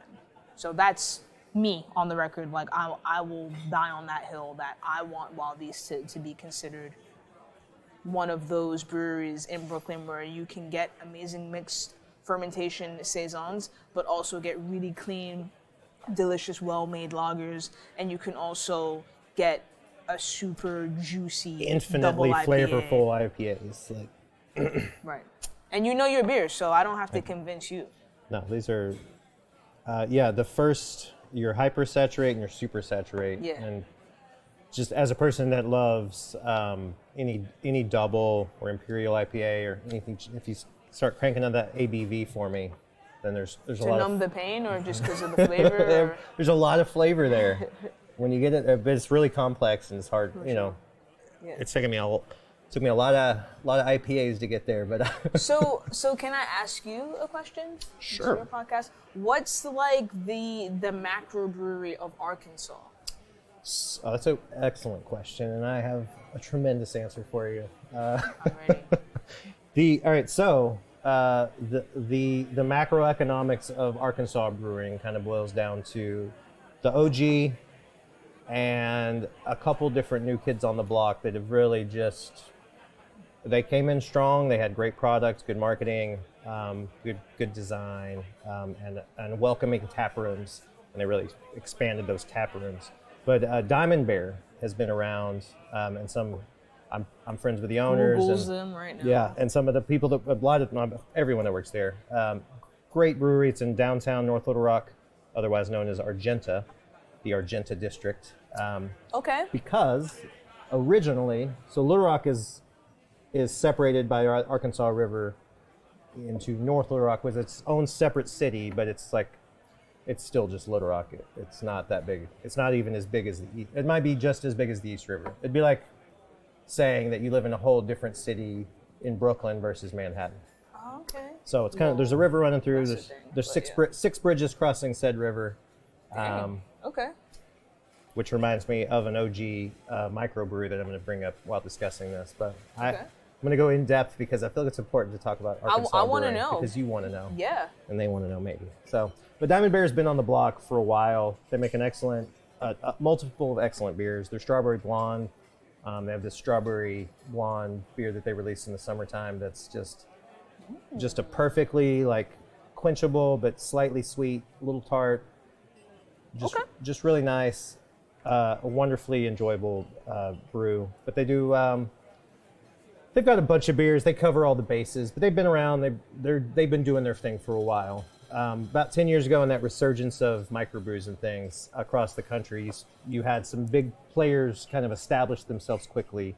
Core Brewing in Springdale, which has pretty big footprint in Arkansas. But the big one opened up probably about 6-7 years ago.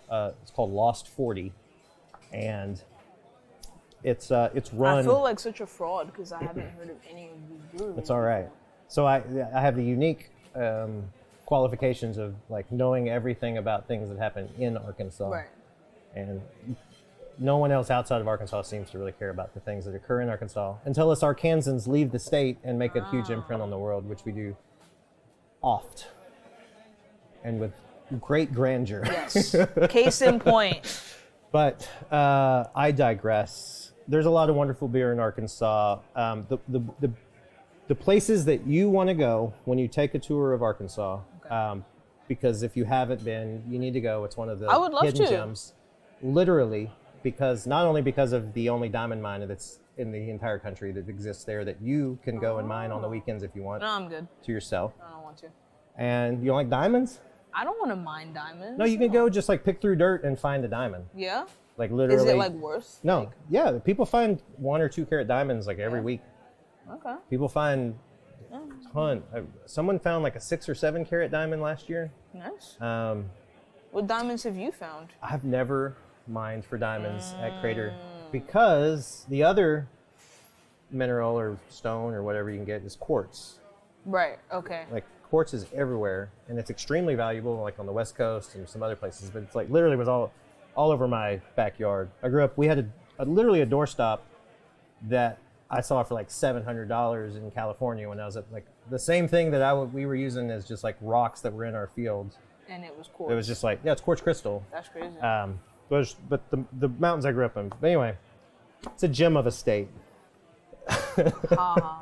But yeah, there's a bunch of breweries in Northwest Arkansas that you can't miss. I don't even want to try to name them all because I'll piss somebody off. Okay. But the big ones that you want to check out in Central Arkansas. You tell me what Gotta area to go to, and I will find the breweries in that area. If you go to Northwest Arkansas, because of aforementioned passport, just go to the Fayetteville Tourism wherever center downtown, and then they'll give you a passport and it'll tell you all the breweries that you go visit. But if you're in Little Rock, you go to their Vino's is the one that it's a micro brew that they made their own pizza. They made their own beer. Because it sounded like a pizzeria. I'm like, is there Yep. pizza involved in Vino's? But they also had the most badass underground stage in the back that they had all of the Warped Tour acts years before they were on Warped Tour. I saw POD and Oh, taking it back. Project 86 and somebody else there, and the room only fits like 100 people. That's dope. It's not even. It's probably like from here to there, Oh, man. and this wide. And there's like a couple pinball machines. And You're some like tables. at that perfect age where like you saw bands that are still relevant, Yeah. but like bands that don't even tour anymore. Yeah, it's a weird age because you're of that exact point. Because a lot of bands retired, and I'm like, yo, I'm still out here, man. I need y'all's I'm out music. Here. What's good? Yeah, I need to go see you guys play. that's what's up. But, anyways, Yeah. go to Arkansas. Okay. Paid advertisement by the state of Arkansas. So there, I don't want to like lump all the southern states into like Yeah. one type of category, but are they known for barbecue also? Oh, yeah. So Arkansas is probably one of the hidden jewels of like the culinary arts, and I mean just a lot of things. There's something specific about that state, and it's not because I'm from there, but there's Says something. anyone that's ever bragging about their state. Yeah. If anyone that knows me, anyone that watches this show knows I mention Arkansas on a daily basis, and the only reason I have to talk As about you it so should, because much, no one else is going to. yeah, no one knows where it is, at least up here. So I have to like. It's next to Texas. It is next to Texas, Yeah, Texarkana. Texarkana. Yeah, see, that's a great way to remember. I wish we had that, like, in New York. Like, I went to school in Pennsylvania, in Erie. And Erie's, like, smack dab between, like, Pittsburgh to the south, like, Cleveland to the west, Buffalo to the east, and Toronto to the north. So they have all these, like, neighboring cities that are, like, reputable. Yeah. And they always had like a thing for like each town, and it was very like small town like type of feel and culture. And as much as people love New York, I always kind of wish that we had those like little tidbits and like rivalries, because it's like, okay, New York against everybody, or like New York against Boston, but like it's not really a thing That's anymore. just because of sports. Yeah. I mean, it's definitely a thing in sports as a Like Yankees we don't really fan. have like a like everybody is like against Cleveland for some reason, and they have I like don't dislike Cleveland. a thing that they say like oh, Cleveland, I don't know. Cleveland rocks. You could cut that out because like I don't know. That's fine. But We're keeping it all in. Cleveland rocks. Everyone knows that. Yeah, Cleveland. the Drew Carey show. Yeah, we'll put the song in here. I remember that. But I feel like you got, I don't know, the mass holes. Like that's a. Okay, yes, I know of that, but that's because I spent time in New England. But like, See, I met mass holes down in Arkansas. Like, Right. And so you don't have to be, it's not like then a regional specific thing. It's just like all of New England knows that, oh, if someone has a Massachusetts license plate, like they're a masshole. fucking massholes. Yeah. I At met least they know how to drive. No, you do. Just Well, the only reason aggressively. I met a person from Massachusetts that told me, they're like, yeah, we're known as massholes. Yeah. I'm like, I can run with that. I'm Right. fine with that. And then when you're in Florida, everyone says that all the bad drivers from New York migrate down to Yeah. Florida because they're snowbirds. The snowbirds, yeah. Yeah. So my sister lives in Key Largo, Okay. and I've visited a few times in the winter, and it's there's a lot of snowbirds that can't drive. It's been different, obviously, the last year. There was periods of time when no one could get in to the Keys unless you lived there, or unless your sister lives there, and Worked out. not a bad deal. But Is it was Key Largo near Key West? so the Keys. You have Florida. You guys will be able to see this just fine here. You got Florida, this is the bottom, whatever. You got Miami, and then you have the Keys, this chain. So there's like a 20-mile bridge that comes down into the top key, which is Key Largo. So it's about 45 minutes from Miami. And then you go through Alamorada Marathon all the way to the end. That's Key West. Okay. It's about, Because I've been there, but I didn't pay attention flew to in, anything. or did you No, drive we down? drove. I didn't pay attention to anything that was in between because I Yeah, it's- slept on the way Oh. and then I slept going back. it's like a small town. It reminds, and my sister told me this when she moved down there. It's like, we're from very small town, Arkansas. We grew up in literally you can't be more isolated than we were. We were miles from civilization, like I thought 21 Little miles. Rock was just, No, we grew up in the mountains. Like the mountain was our backyard, and so there wasn't a lot of people around. But so when she moved down there, she was like, it's a lot like Jesseville, which is where we grew up. Jesse, it's between. that's how you know it's a small town when they just name it after a dude. After oh, it's Jesse. Oh, Jesse was over there. Yeah. Oh, we'll call it Jesseville. Jesseville. But apparently, there was like a gang of possums that ran some shit here, and a buck that was like killing stuff because Nah, the never. next two adjacent towns were Possum Kingdom and Buckville. So No, we kind of possums lived are between. frightening. I'm terrified of possums. I've seen a couple hundred of them in my day, and I think they're more scared of us than we are. Do you hunt?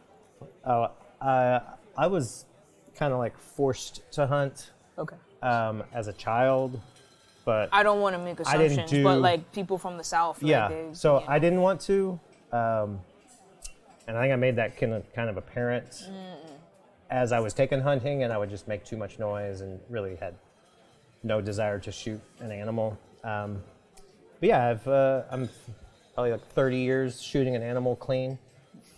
There you go. Your conscience is good. Yeah.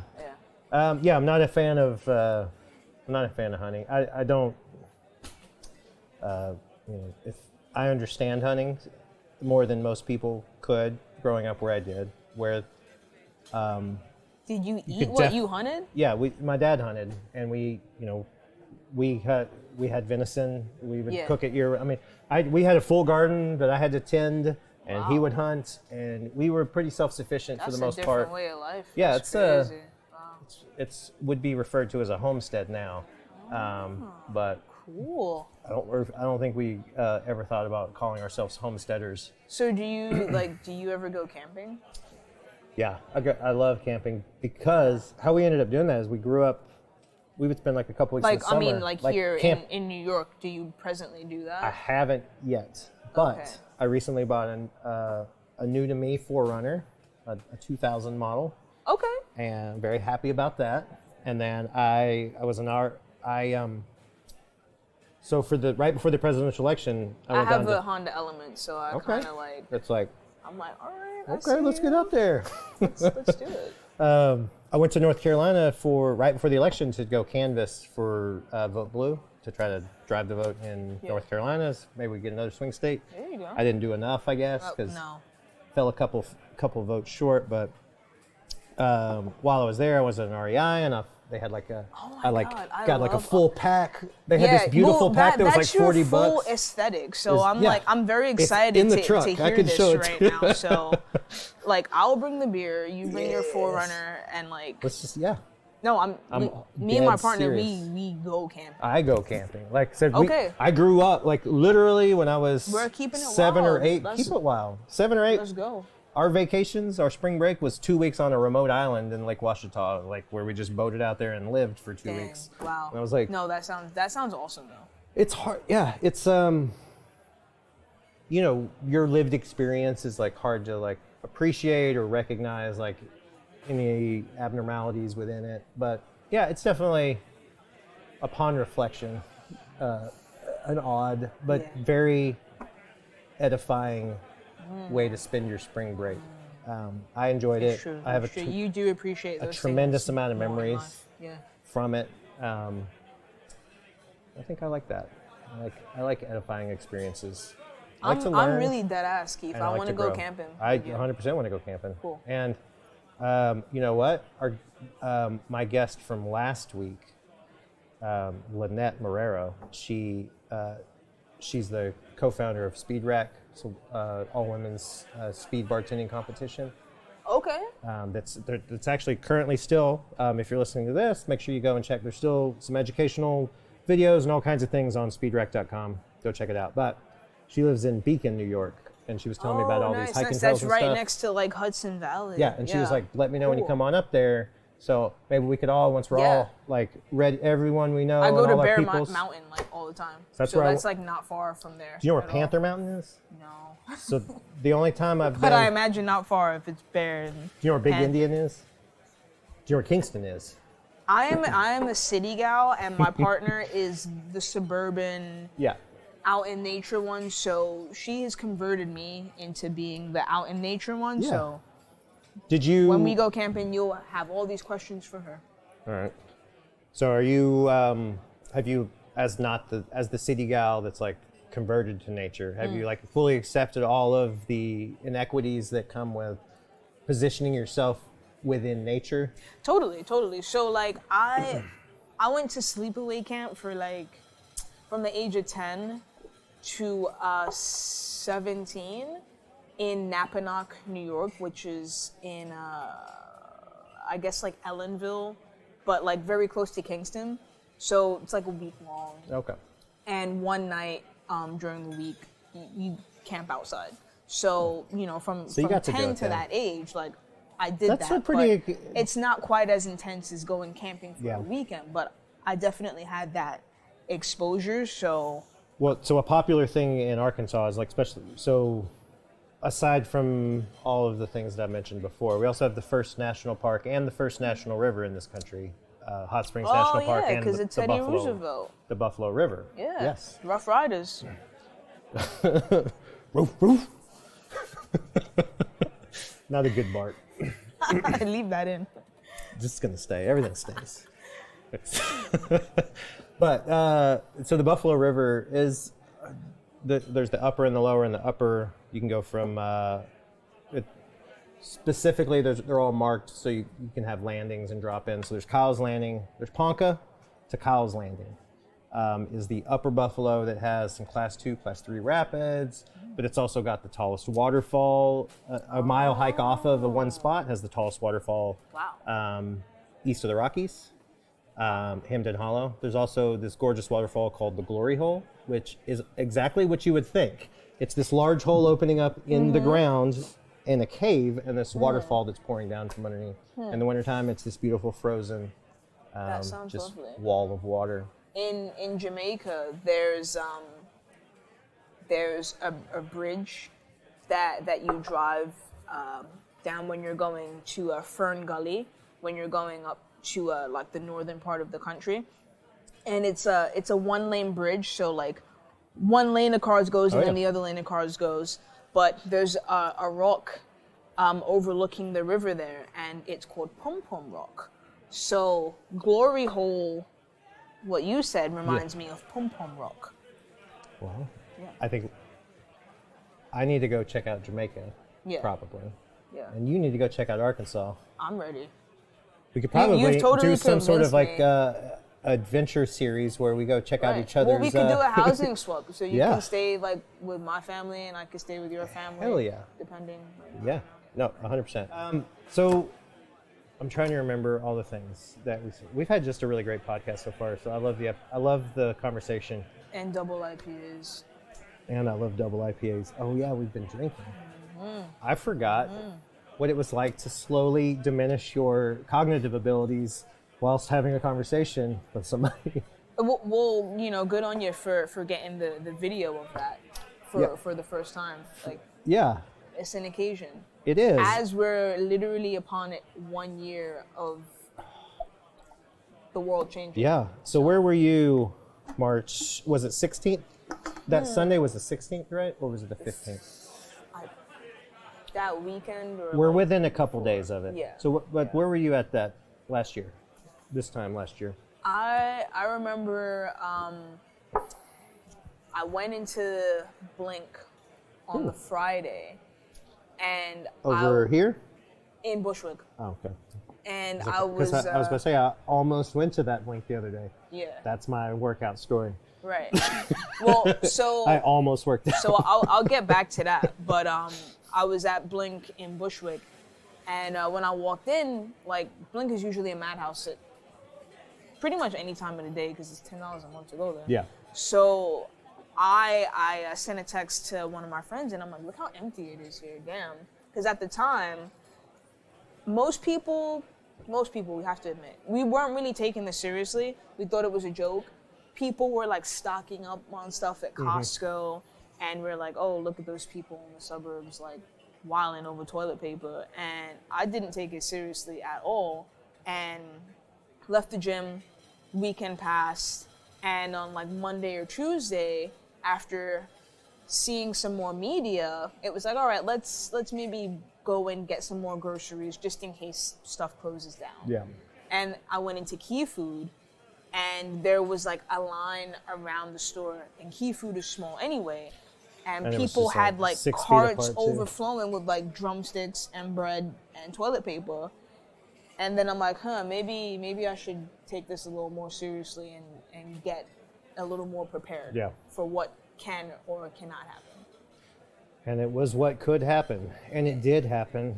I remember going to Wegmans like that weekend, and it was just like that was silly. Everything was gone. That was silly. It was just like, well, I'm so glad I went to Wegmans because my unemployment didn't come in for 2 months probably. So I was like, God, I was just destitute, like towards the tail end of this thing. So what was your dry cupboard meal? Well, so I'm so thankful that I went to Wegmans because I don't remember what I had. Maybe I had like a little bit left on a credit card. I was gonna spend like a couple $100 on food, just to like, which like all the money I have. But I was like, food, it's all gonna go to food, toilet paper, whatever.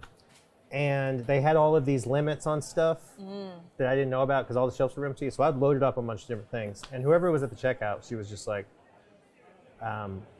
she just scanned everything and just put it in the bag. Nice. And because once it hit the limit, it didn't do anything else. It just says you're at the limit, but it still makes the same noise. So she was just like they're just putting that sign there to kind of deter people. Yeah, so I spent like $40 for like a couple $100 worth of groceries because of the generosity of that one lady. Sorry to call her out or whatever, but I appreciated it. It was very helpful and is necessary and needed at the time. But I remember, so for me, I just started a new spot.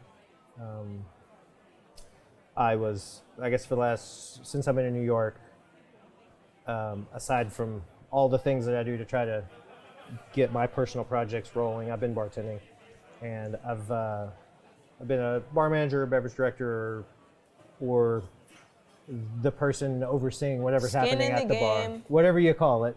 Whatever you want to call it. But I've opened a bunch of different bars, been involved in setting them up and layouts and menus and all that jazz. But I just accepted a new one of these positions. It had just started on, I did paperwork Friday, started Saturday. Saturday was my first shift. And then Sunday. Like that Saturday when people were like going crazy and like. Yes. Damn. Hope you cleaned up. I hope they gave you tips. There was nobody that day. there. It was in Dumbo. And it was touristy though, and there were no tourists because of all this. But I did have a couple of people from the UK there, and I was just like, They're like, yeah, we heard about everything. Superfine? We just like hopped on over. What's the bar? It was called, I don't even know what they call it now.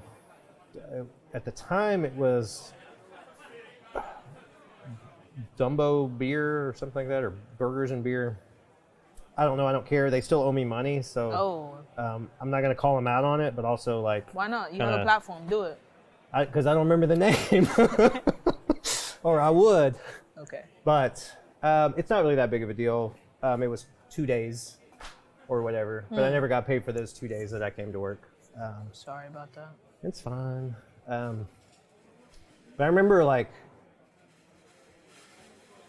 I got sick. I got COVID at that time, somewhere in there. Dang. And I remember you were talking about working out, and I went to go play basketball. You know that little park on between 3rd and 2nd Ave, down like in the like lower Gowanus towards like the BQE. I sure don't. No. Nope. Specifically, I'll take.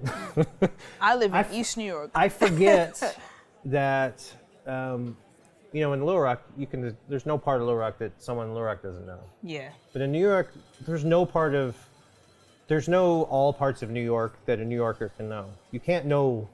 There's not enough time. There's not enough energy. There's not enough. There's just unless no you're way. a taxi driver. Exactly. Or you've been here like, not even that you've been here all your life, but you're like 65 years old. But even then, New York is such an insular, like community type city. It's like I find myself repeating myself often. But New York is a collection of tiny little, really, really tight knit communities that create this big, beautiful city that we have. And without any one of them, the city wouldn't really be the same.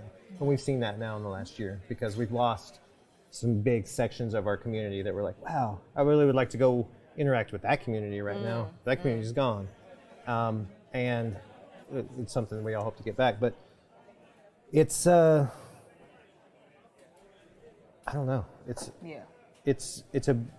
New York is such a beautiful place. I've been enthralled with this city since as long as I can remember.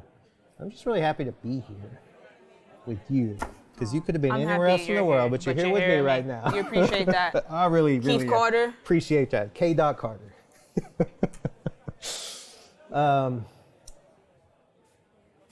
Yeah, so I was going to talk about some other stuff. I was going to ask you about being training for your level 2 Cicerone and some other stuff, which she's a Cicerone, level 1 Cicerone, correct? No, I'm a certified beer server. Sure, okay. Right now, and I'm training for so beer server is level 1, certified Cicerone is level 2. So level 2 So Cicerone. you had it right, but like just well on your way to a jumble. Cicerone.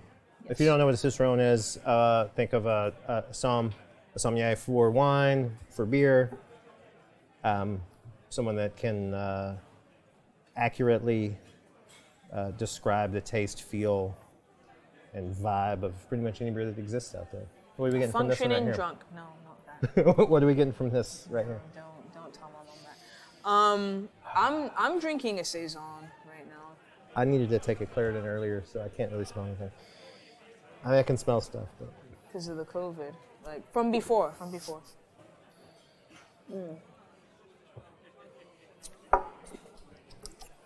I mean, it's beautiful, it's wonderful, it's amazing.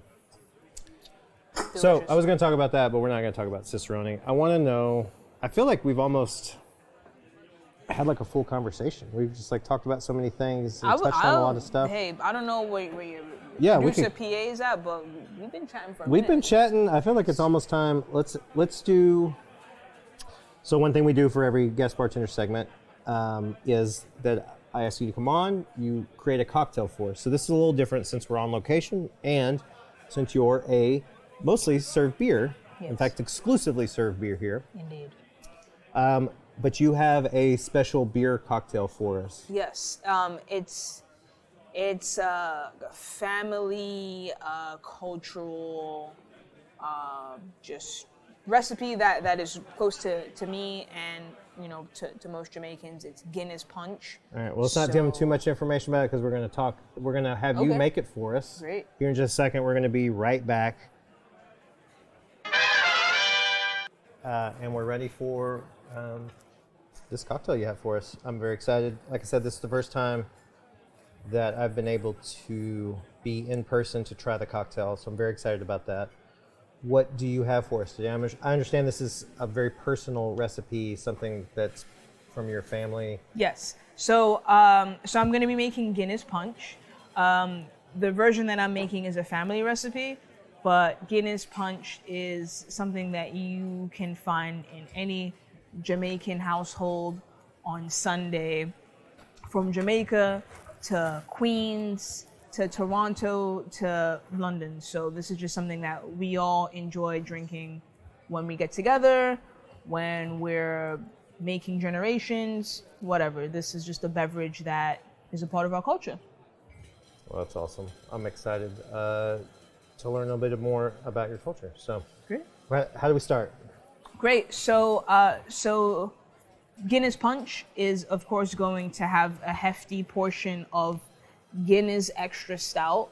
You can also make it with Guinness Draft or Guinness Drought, but you're always going to have Guinness in there, and you're always going to use nutriment. So I've seen other versions, but my family always makes it with a base of Guinness Extra Stout and nutriment. And then you're going to use condensed sweet milk to give it body and sweetness. And you're always going to have nutmeg and a vanilla concentrate or a vanilla extract to give it some seasoning. I love that we're adding body to Guinness. Just Right. Well, so the stout is gonna be a little more sprightly than like a genuine draft, Okay. or like a double extra stout or whatever. That's not a thing. So please God, cut that out. So yeah, this is extra. gonna be more carbonated than like a draft. Well, Okay. so the draft is gonna be more like a nitro version. So it's difference between. So what we have here is a carbonated version of Guinness versus Right, nitrous more like or an nitro. oatmeal stout. Yeah. Mm-hmm. Okay. All right, so first thing is gonna be the nutriment. So nutriment is nutriment. You could look it up if you don't know what it is, but it's, if you don't know now, you know. For the uninitiated, what it's more of like a shake or something like that. Or So yeah, so like a nutriment nutrition shake? is a meal replacement shake. Yeah. Like if you're drinking Guinness, like don't have it alongside a meal, because like there's a good amount of calories in here. There's a lot of protein. It's this very is Sunday rich. dinner. It's very filling. It's we drink Guinness Stout as like a digestivo, or like as like an elixir, because of how thick and rich it is. So on its own, nutriment is not something that you should accompany with food. So this also gives body, as well as the condensed milk. So this is the way that I've always seen my grandma make it. That's the best my way stepdad. to learn how to make something. The nutriment first, and 1 can is gonna be just enough for like 4 to 6 people. So you get the whole can in there. Boom, boom. Have you had nutriment before? I haven't. Okay, well, but I don't know how you are with canned dregs, but that's all you. If But you I wanna have- slip that up. There's nothing in there. Oh, there's a little bit. Tastes like muscle milk. Muscle milk Intense Vanilla Yes. Pro Okay. specifically. So it's interesting that you say muscle milk, because this is going to be a full dairy version. Personally, I cannot have dairy, so I was going to make a non-dairy version. So if I use with muscle milk Vanilla Intense Pro, I'm that going to take be- your word for it, because I've never made a non-dairy version of Guinness Punch. yeah, that is non-dairy though. So if you But did want to do this, that is what I was seeking out, and I Yeah.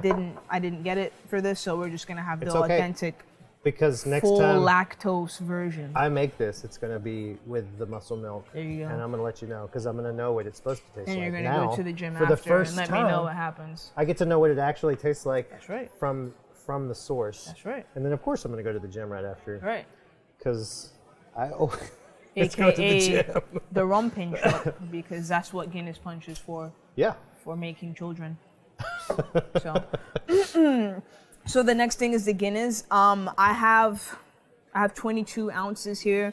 I'm gonna use about 12 of it. So we're doing 1-to-1 on Nutriment. precisely, Okay. precisely. And then for the rest of the Guinness, we don't know what's gonna happen with it. I don't know. So if you can, get yourself a container that has some markings on it, because then Yeah. you can see exactly how much you got. But So this is She the knows what she's authentic juice pitcher container from the crib. Yeah. If you're making Guinness Punch, it has to be in this, Yeah. or you're not making Guinness Punch. So here we go. So I'm gonna do about 22 ounces of this. Okay. Excuse me, 12 ounces. Beautiful. So we have our ratio here. Yeah, that smells like Sunday. Right. Smells right. That smells like Sunday. All right, cool.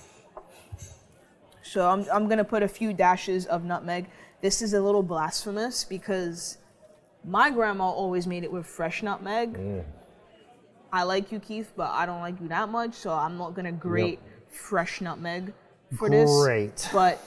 But you're getting Guinness Punch, right? So that's I- how much I like you. I've never been one to complain much about a free drink There you and go. someone making it for me. Sorry. Right. Beggars cannot choose. So I'm just gonna do like a couple of dashes Okay. because it's pretty intense. And I smell it. So that's good enough for me. I have vanilla concentrate that I actually got from Jamaica. So I like using this in certain recipes just because it just tastes more like the way my family makes it, as opposed to like a vanilla concentrate or vanilla extract that you'll get from the supermarket over here. So if we wanted to make it something specific, we would need to seek out. Not necessarily. This is just my personal preference. But Okay. if you were going to use, your run of the mill vanilla extract from your supermarket, you would probably need to use a little less than this. Okay. So it's not as concentrated. It's not as concentrated. Despite the name. Right. So if you give it a smell, Oh. like the extract it doesn't is even really- much stronger That's- than this. Yeah, it doesn't even really hit you that hard. It smells Right. like vanilla, which when you smell vanilla extract is like Right. hit So you. I'm gonna do like. All right, that's it. It just felt right. That's the hidden secret about bartending, is that most of the time it's just about what feels right. Of course, any good cook would let you know that as well. So right now, you see the texture of this, Okay. pretty milky, Yeah. right? It's like if you didn't finish your root beer float and let it kind of sit with one. I hate root beer, so one or I don't two. even know what that How do you tastes hate like. root beer? Root beer's gross. So it's so delicious though. You know what I prefer? Sarsaparilla. I like sarsaparilla. Sarsaparilla is I like lovely. any root-based drink. I like ginger beer, Yeah, ginger beer, yes. root beer. Pretty much all. I guess I just I like didn't beer. grow up Maybe I just drinking like beer. root beer, so I don't have a taste for it. But sarsaparilla, my granny gave me that. Ginger beer, that's something that we just had in the house always. So Yeah. I like those flavors. But root beer is so with the condensed milk now, you're just gonna let this bitch stream in here Okay. until Well, it let's just see it. fills right. Well, let's go. Let's string. You're just gonna let this bitch trickle in here. Well, because it's COVID times, I'm not If I gonna do this- do what I could do to If I make do this, it. does it help? It could. I kind of gave it a little preheating, but it's gonna take its time. I feel like but all it'll these come. things are making it better. Do we gotta do all of it? No, God, no. Well, it depends on your flavor, but I'm just gonna do it to texture. Okay. And the way that my grandma would get this to come out in a heartier stream is that she would just blow onto the opposite end, and that's probably why it tasted so good, because her just a spit little was bit- all in it. A little But bit of genetics in there. that's the way that grandma made it. So it'll come. It's room temperature, so It's condensed milk. Anyone that's ever used condensed milk, you know that it's thick. Mm-hmm. It's condensed, if you will. And then I'm just gonna incorporate this as it's streaming, just so I don't have like a conglomerate of condensed milk in the corner.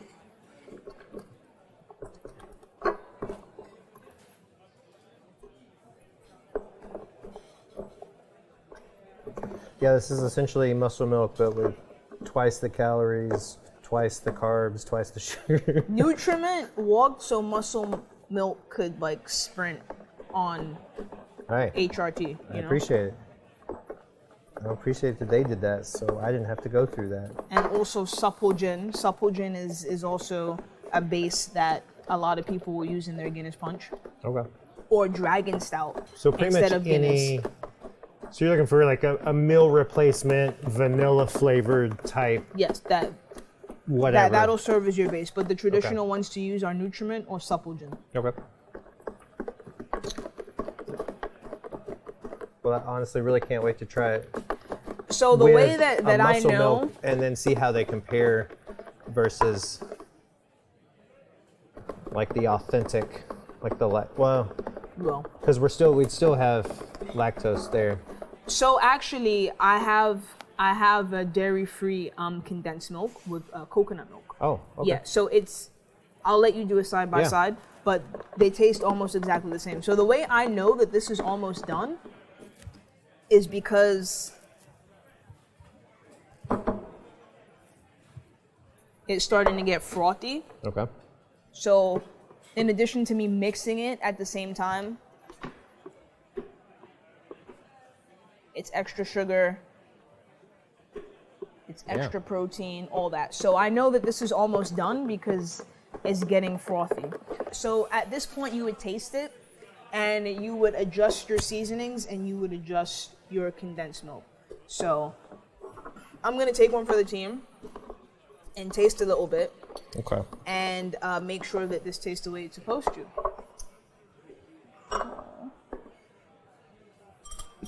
To the detriment of my bowels.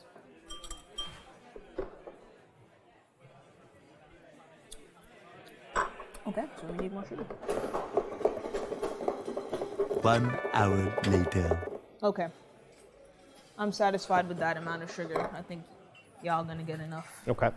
Sugar for one evening.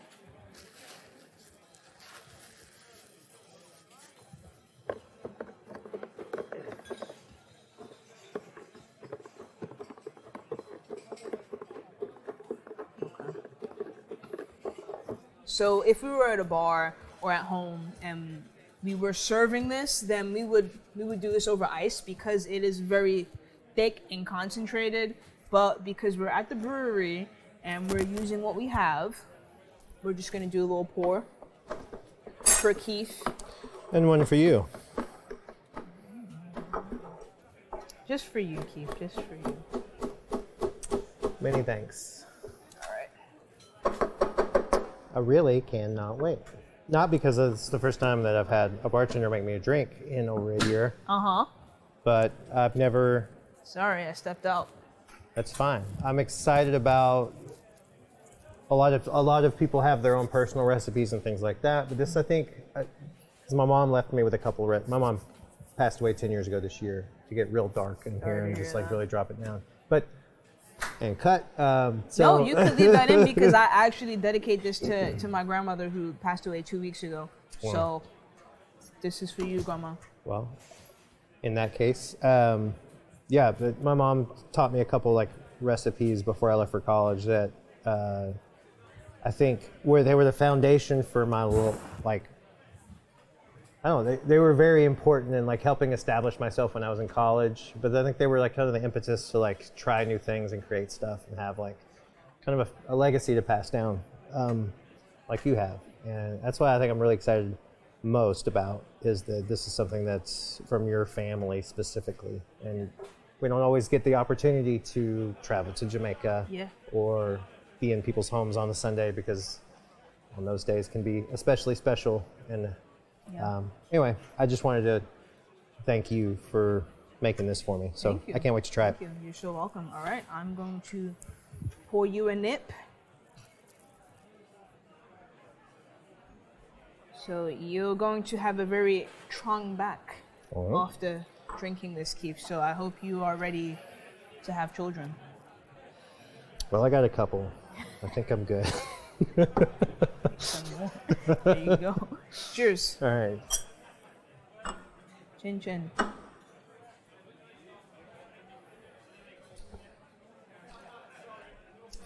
It's quite good. It tastes Okay, like I kind of did that. It tastes like grandma's. I'm gonna do a splash more of the Guinness because it's supposed to still have a little more of the carbonation. okay. All right, because I'm feeling the Guinness on the back. Mm-hmm. It's it's smooth and flavorful on the front, and then it's just Guinness for days on the back end. That's what it is. So I'm confident with that. like it. I'm not drinking anymore because I love myself. But that's Guinness Punch. That's great. I appreciate it. It's delicious. Cheers, Grandma. You now know how to make Enjoy. it, and you got a walkthrough. So, cheers to that. So this has been our podcast. This is what we do. We talk about things, we make a drink, and then we get out of here. One thing I do at the end of every one of my episodes is and I think I've already done it. You're already on point. I'm going to hop on Service Bar. I'm going to let you close this thing out any way would you like. Your forum to put out into the world whatever energy and whatever words you would like. It's yours. Well, thank you to Keith and Unemployed Bartender podcast for having me. And I just want everyone to leave with this message. Live the life you love and love the life you live. My name is Robin G. Williams. Find me at The Kicks and Kegs Instagram and also at Black Craft Beer NYC. I'm here at Wild East, learning, growing, and venturing on my path in beer. Thank you. Awesome. Well, like she said, we're here at Wild East Brewing Company on Sackett between 3rd and 4th Ave in Brooklyn. If you're in the area, swing on through anytime. I'm sure they'll appreciate having you. Like I said, this place opened inside of the pandemic, and they're still going strong. I'm going to do my part to help make sure that keeps happening. I'm tremendously grateful for you joining me on this show today, not only because you allowed for this wonderful backdrop to have this conversation within, but you're an infinitely interesting person, and I enjoy every conversation we've ever had. I appreciate that very much. Thank you. We're going to close out. I think that's it. This has been a podcast. I appreciate you. Make sure you check out Unemployed Bartender on all of the things. Just search it or go to literally any listening platform that exists. We're on it. Follow me on Instagram, Keith A. Carter, at the UB Podcast across every platform. Patreon, all that stuff. You know what to do. That's all I'm going to say for now. Oh, didn't you say people could tip me? People could tip you. What's Cash People App could tip or me. oh Venmo at The Kicks and Kegs. yes, one thing we like to do for every guest bartender. I'm so glad you brought being I on remember. location. I I completely made it forgot. You're just like, for this. wait a fucking second. Like we do for every guest bartender on our show, want to make sure that we appreciate the wonderful cocktails that they created for us. In this specific case, it's not only just a personal cocktail, but it's a family cocktail that's been passed down for generations. Something you're not going to find everywhere. So if you appreciate that, like I do, make sure you do go out. Is it Cash App, Zelle, Venmo? What? Venmo at The Kicks and Kegs. Perfect. Is there any underscores or dashes or anything? Nope, and you're going to put it in your description. And it'll be there. You'll be able to click on it right down below this. So once again, thank you for coming out. Thanks for reminding me to do the thing that I always do. Appreciate that. We'll see you guys next week. What a great episode. What a great week. Tremendously blessed to do this show. Can't wait to see you guys next week, and I'll see y'all at the bar.